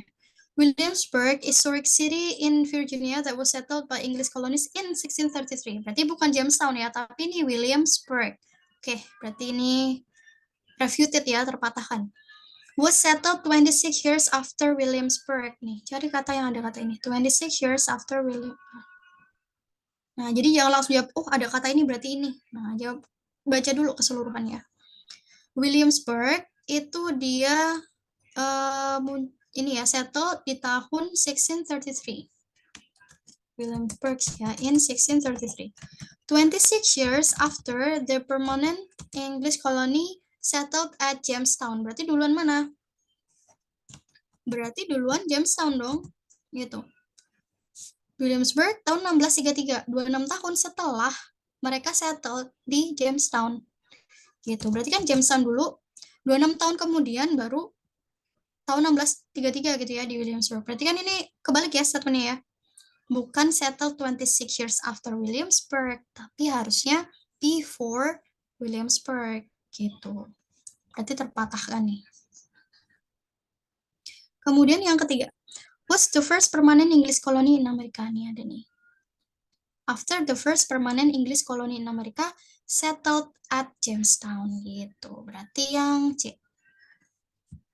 Itu ya, kita coba Jadi kalau misalnya udah ketemu di A, ya udah berarti teman-teman nggak perlu baca B, C, D gitu ya. Kalau udah ketemu di B, ya udah nggak usah baca bawahnya. Gitu. Kecuali kita nggak yakin ya sama jawaban kita, baru kita cross check bawahnya gitu. Coba ya. Ini aku coba random aja ya, sisanya teman-teman bisa coba exercise sendiri. Nih aku mau coba yang agak sulit aja. Nih coba kita yang Golden Age Railroads ya. According to the passage Golden Age Railroads ini gimana? Kita limit dulu ya pencariannya nih. Nah, punya kata pertama yang ada kata ini ya, yang kita cari. Yang pertama nih, was a result of World War I. Ada World War I. Baca satu keseluruhannya. Refers to the period from the end of the Civil War to the beginning of World War I. Berarti baru mulai World War I kan? Beginningnya ya. Berarti bukan result of. Karena kalau result of berarti kan setelah World War I berakhir gitu ya. Nah, berarti ini terpatahkan nih. Bukan. Bukan result of, tapi beginning of World War I. Terus, was a period when most US mass transportation itu controlled by the railroads. Nah, dia beginning of World War I when railroads flourished and, in fact, maintained a near monopoly in mass transportation in the US. Setara nggak? Semakna nggak? Railroads flourished, kemudian maintained a near monopoly in mass transportations. Flourish kan berarti berkembang, kemudian dia memonopoli gitu ya, mass transportation. Berarti ini semakna ya, gitu. Jadi mass transportation tuh was controlled sama railroads.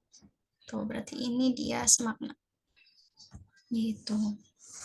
Kalau udah ketemu di B yang benar, ya udah teman-teman nggak perlu baca C sama D. Gitu. Biar nggak habis ya waktunya. Next, the passage mentions that which of the following itu occurred as a result of uniformity of track coach. Nah nih, cari kata ini ya. Uniformity of track coach, resultnya. Nih, coba dulu, limit dulu pencariannya. Uniformity, nih ya, ada kata uniformity di sini. Kemudian, track coach ya. Tuh, ini kan dia increase di uniformity dalam standardization track coach sama time. Ya udah, yang track coach itu cuma di sini nih. Ya kan?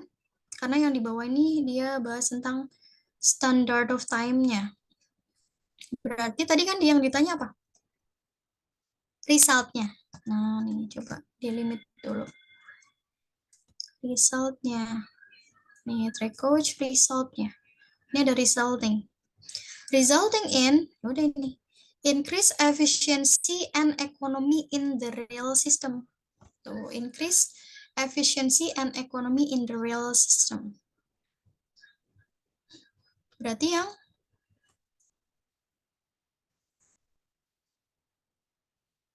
ini ya betul. Yang B. Improve economy. Oke, satu lagi. The passage indicates that standards time itu was implemented, diimplementasinya kapan? Yang ditanya time ya. Nih, kalau kita lihat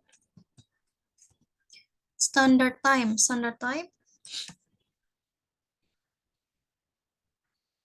Nih, standard time itu tahun 1833 implementasinya. Karena di pilihan nggak ada ya.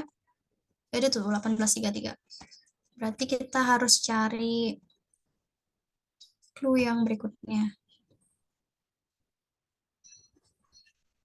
Kita nggak tahu ya, maksudnya kalau before atau after World War, tapi di sini yang tahun 1886 itu standard of couch ya. Itu berarti duluan standard time ya, sebelum couch. Nah, berarti kalau before Civil War, enggak ya kan tadi beginning of Civil War kan. Kalau tahun 86 ini yang track coach-nya. After World War I juga nggak tahu berakhir atau enggak tadi ya, nggak dibilang end gitu. Before, nah ini yang lebih tepat. Jadi sebelum track coach established throughout US, karena ini tadi 1886. Nah, time-nya 18.83. Nah, gitu ya. Oke. Terus yang unstated detail. Nah, unstated detail itu berarti yang kebalikannya tadi stated ya. Jadi kayak which of the following is not stated, is not mentioned, is not discussed, atau all of the following itu true except gitu ya. Kecuali yang mana? Nih, jadi cara jawabnya sama. Limit pencarian, kemudian cross check tiap optionnya gitu ya, multiple choice-nya. Tapi karena dia yang not stated, berarti kita cari yang salah ya. Contohnya nih ya, mana yang not true tentang gadget. Udah limit dulu kata gadget di sini. Kemudian baru baca ya, it's used to name something when the name is not known, not known, not known, unknown. Ini sama ya. Tuh, baru baca satu keseluruhan. In English, there are many different kinds of expressions that people give to name something is unknown atau momentarily forgotten. Nah, the word gadget is one such word. Nah, gadget itu salah satunya. Berarti ini benar. Oh ya, ingat yang teliti ya. Jadi kalau ada kata except, not true, ini kebetulan emang dibesarin ya. Biasanya kan dia sama gitu. Jadi kita cari aja, oh ini benar, langsung kita jawab. Padahal yang ditanya tuh not true ya, yang salah. Jadi yang teliti. Kadang saya sering juga ya, kadang kayak gini ya, terkecoh. Gitu, yang ditanya not true, karena nggak fokus gitu ya, jadi karena satu udah terbukti benar, langsung jawab yang ini. Gitu. Jadi yang ini benar, berarti jangan dipilih. Yang B, digunakan at the beginning of 19th century. Nah, ini teman-teman perhatikan ya, kalau ada kata century gini, kenapa? Karena kadang dia nggak muncul, langsung muncul tahun kan, di pilihannya ya, di bacaannya, sorry. Gitu. Jadi, century itu mundur ya. Maksudnya gini, misalnya kan kita ada di 21st century kan. Nah, berarti kita ada di tahun 2000-an, 2000s. Gitu. Jadi kalau misalnya di sini dibilang 19th century, berarti 19th century. Ya berarti dia tahun 1800-an ya, 1800s. Gitu. Kemudian terkait beginning sama late ya, beginning sama earlier itu sama. Jadi kalau dibilang beginning atau early, ini sama ya, kayak di awal. Berarti pokoknya kalau masih kurang dari 50, gitu, kurang dari 50, dia masuknya ke beginning atau early ya. Tapi kalau udah more than 50s, dia berarti late. Noted ya. Itu maksudnya gimana? Ya ini tadi. It was used at the beginning of 19th century. Beginning 19th century berarti harusnya kan sebelum 50-an ya. Kayak misalnya nih 1845. Kemudian ya pokoknya yang before 50 gitu. Tapi kalau misalnya udah misalnya ya 1856 gitu. Berarti kan dia maksudnya late ya, late 19th century gitu. Jadi karena ini dia digunakan in 1850s. Nah, kalau dibilang 1850s kan berarti 1850-an ya, bisa 51, bisa 52, bisa 53. Nah, berarti harusnya bukan beginning ya, tapi harusnya late 19th century gitu. Ya, pokoknya ini diingat aja. Kalau century itu pasti dia mundur ya tahunnya ya, gitu. Beginning atau late. Itu ya, pokoknya sebelum. Oke, masih ada waktu sih ya, 13 menit. Nih, teman-teman yang masih bertahan, thank you. Nah, kita coba, nih aku juga coba random ya, nanti sisanya teman-teman bisa coba exercise mandiri, nanti dikirim kuncinya juga. Nih, kita coba ini deh ya, cari yang agak-agak sulit dikit. Iya, nanti dikasih PDF-nya. Nanti di-share ya. Ini saya buat kompilasi sendiri, jadi teman-teman nanti bisa download aja ya di Google Classroom-nya. Kuncinya juga saya upload. Oke, coba nih Kak. Dekan di sini ya, according to the passage, Dekanawida itu was not. Nah, Dekanawida itu bukan apa ya? Kalau kita lihat, ya Dekanawida di sini ya, bukan apa? Dekanawida's role itu sebagai supreme lawgiver gitu ya. Dia lawgiver. Tapi menurut teman-teman lawgiver sama lawmaker sama nggak? lawgiver ya, memberi. Tapi dia supreme lawgiver ya. Kira-kira lawgiver sama lawmaker sama nggak? Kalau setara ya dia betul berarti ya.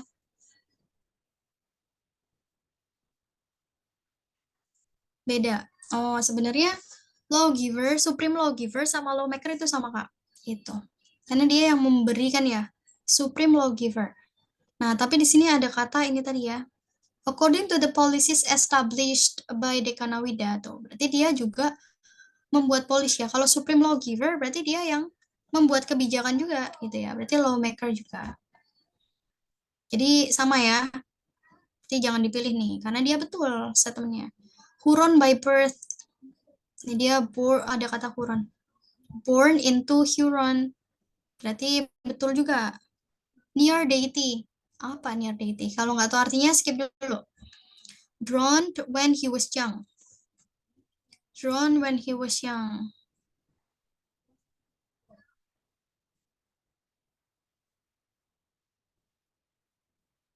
Oke, drawn when he was young. Ada kata drawn nggak sih? Coba. Oh ini nih, ada drawn ya. Dekanawida was to survive this attempted drowning ya, but later left his parents' home and tried to live among the Iroquois. Berarti Dekanawida was to survive this attempted drowning. Berarti dia tenggelam nggak? Nggak sampai dong ya, nggak sampai tenggelam kan? Dia bilang was to survive this attempted drowning gitu. Dia tuh berhasil selamat dari upaya penenggelaman gitu ya. Berarti ini yang nggak sama ya statementnya gitu. Kenapa? Lawmaker di sini sama lawgiver. Kok tahu kalau sama? Ini policies established by Dekanawida gitu. Lagi di sini supreme lawgiver ya. Itu yang pemberi hukum gitu ya, yang supreme. Berarti dia yang membuat kebijakan juga. Huron by birth juga betul. Drowned when he was young, jadi dia nggak sampai tenggelam ya, karena dia survive attempted drowning. Berarti ini yang salah, nggak sesuai sama statementnya gitu. Berarti near deity itu apa? Nih, near deity itu sebenarnya deity itu kayak apa ya? Yang relate sama apa ya? Kayak yang dewa gitu ya, setengah dewa, gitu. Near deity. Gitu. Yes, betul. Deity itu Tuhan kayak God, betul Kak. Jadi kalau near deity dia itu kayak ya yang dipuja gitu ya, udah kayak dipuja gitu. Jadi ini apalagi di sini ada kata the status of demigod tuh, jadi sama the near deity sama demigod tuh, ya setara ya. Jadi betul kan? Ini kan kita cari yang not, cari yang salah gitu. Jadi dia berhasil survive ya dari attempted drowning, nggak sampai tenggelam. Oke, coba satu lagi. Which of the following itu is not mentioned in the passage about wampum? Nih, coba dilimit dulu. Ini ada wampum ya. Oh ini sih ya, wampum. Tuh, terus baca. It was used extensively by the Huron. Wampum itu metropolis shells, a valued commodity in the Iroquois culture. Berarti Iroquois ya, bukan Huron. Ya udah, ketemu di A. Tuh. Kan yang not kan, yang salah ya. Ya, berarti jawabannya yang A. Udah, nggak perlu cari yang B, C, D. Itu noted ya. Itu aja, nanti sisanya silahkan dicoba. Nanti ada kuncinya juga ya. Udah ini aja sih ya, reading itu sebenarnya gampang. Pokoknya kita bisa menemukan highlight, itu yang pertama. Bisa menemukan garisnya. Oke, ini yang terakhir ini agak sulit sih ya. Kenapa? Implied detail itu kadang-kadang statementnya tuh nggak muncul Kak di bacaan. Gitu. Itu yang bikin sulit ya. Kan kalau tadi stated detail ya, dia pasti pernyataan yang benar gitu, yang memang ada di bacaannya. Kemudian ada unstated detail. Nah, itu pernyataan yang salah ya, yang bertolak belakang sama statement di bacaan. Nah, kalau implied itu sebenarnya sama kayak mencari yang benar ya, pernyataan benar. Cuma dia itu nggak langsung muncul, tapi lebih ke apa ya? Nggak langsung tersurat gitu ya, tapi tersirat gitu. Jadi kita harus cari clue-nya. Biasanya pertanyaannya tuh kalau tadi kan stated gitu. Kalau itu implied gitu. Berarti kalau implied kita cari di bacaan tuh kadang-kadang nggak nemu ya. Tapi kita cari clue-nya. Ada inferred, ada likely gitu ya, atau probably. Nah, ini yang implied detail. Jadi caranya sih sama, tapi kalau mau mencari jawabannya gitu ya, caranya kita limit pencariannya gitu ya, kemudian baru kita cross check ke multiple choice-nya nih. Contohnya kayak gini nih Kak. Ini aku jelasin contoh aja kayaknya ya, karena kurang 6 menit. Which of the following itu not a Hawaiian word? Gitu ya. Nah, kalau teman-teman lihat nih, pilihannya kan ada mahalo, mahi-mahi, meklea, moana. Nah, which is kata-kata ini tuh nggak muncul di bacaan nih. Yang muncul kan ini, aloha, malihini gitu ya, luau, lah. Nah, berarti kita harus cari clue Hawaiian word itu kayak apa. Gitu ya, kita lihat. Hawaiian words itu derived dari alphabet of only 12 letters, 12 ya. Dari 5 vowels, jadi dia tuh biasanya berupa ini ya, 5 vowels atau 7 konsonan, cuma ini. Jadi selain ini, dia biasanya bukan Hawaiian words. Nah, masalahnya dari A sampai D masih masuk ya, karena ada kata-kata ini. Kemudian each syllable itu pengucapannya, in the language itu ends in a vowel. Vowel itu yang A, I, U, E, O. Tuh, berakhiran A, I, U, E, O. O, I, A, A. Oke, masuk semua. And two consonants never appear together. Oke, dua konsonan nggak pernah ketemu ya. Mahalo, betul. Hawaiian. Mahi-mahi, oke. Mekleanika ketemu L. Kan konsonan ketemu kan nggak boleh. Jadi yang bukan Hawaiian words ya, meklea. Kayak gitu. Ada juga Kak, biasanya soalnya tuh berupa gambar gitu ya. Kayak misalnya gerhana bulan parsial gitu ya, atau gerhana bulan total gitu. Nanti ada gambarnya tuh kayak posisi bulan, matahari sama bumi gitu. Gitu. Jadi kita tinggal jawab sesuai yang ada di deskripsi teks gitu. Jadi macam-macam ya, ada kayak bentuk dari parking area gitu. Ada juga ya, misalnya bentuknya tuh yang imply detail ya, ada yang berupa gambar gitu, multiple choice-nya. Ini sesuaikan sama deskripsi. Kita coba satu kali ya. Nah, tapi kalau jawab juga harus yang make sense ya. Yang pertama, jangan buat kesimpulan sendiri. Gitu. Berarti benar-benar harus sesuai sama konteks nih. Kita coba ya. Masih ada waktu nih. Because it's our last meeting ya. Oh, tapi nanti mungkin ketemu lagi ya di akhir-akhir sesi. Oke, it is implied in the passage that if a kayak has two holes, maka, nah nih, kalau kita lihat di sini nggak ada ya secara jelas nih. Kalau kita screening, karena udah jelas di sini ada kata implied, pasti nggak langsung muncul dengan two holes gitu ya. Nah, kalau kita cari, nggak ada nih, nggak muncul kata two holes. Gitu ya. Tuh, tapi kita lihat di sini ya, kalau kayak itu has two holes, maka, nah di sini ada kata tapi. The deck of a kayak itu covered over except for the hole or holes for its rider or riders. Nah, berarti implikasinya apa? Kalau hole-nya satu, berarti its rider, ridernya satu kan. Berarti kalau holes, two holes, berarti ridersnya ya tuh, gitu. Nanti ya, implikasinya tuh kayak gitu. Jadi jawabannya, it accommodates for two riders. Satu lagi. It can be inferred from the basis that an example of the animals mentioned might be apa? Di sini nggak ada kan hewan yang muncul nih. Gitu. Tapi di sini ada kata nih, kita harus cari nih, limit nih. Animals. Mana ya ada kata animals? Nah ini ada animals di sini. Tapi nggak disebutin contoh hewannya. Ya udah kita baca dulu. Nih, kalau ada animals yang disebutin, kira-kira apa nih? Kita lihat ya. The umiak itu used to haul belongings from campsite to campsite. Nah, it's used for hunting larger animals that are too big to be hunted in a kayak. Nah, berarti hewannya apa kira-kira? Yang jelas kita eliminasi kanguru sama snake ya, karena nggak di darat. Nah, antara whale sama salmon, coba kira-kira yang mana? Yang C tuh, semuanya pada jawab whale ya kemarin ya. Semuanya pada jawab whale, karena mungkin ada kata too big gitu kan. Nah, jawabannya tuh adalah salmon. Kenapa? Yang pertama, ini kan dia bahas tentang umiak sama kayak ya. Teman-teman kebayang ya, kayak itu kecilnya, kecil banget kan ya. Nah, Jadi umiak itu digunakan untuk hunting larger animals. Larger ya, bukan yang apa ya, largest gitu atau yang gede banget gitu ya. Udah yang lebih besar. Jadi larger animals yang terlalu besar kalau dihunted sama kayak. Kayak kan kecil ya. Jadi kalau salmon itu masih terlalu besar kalau dihunted pakai kayak. Ngerti ya?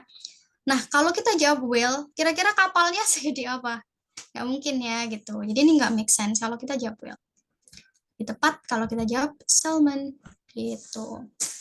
Noted?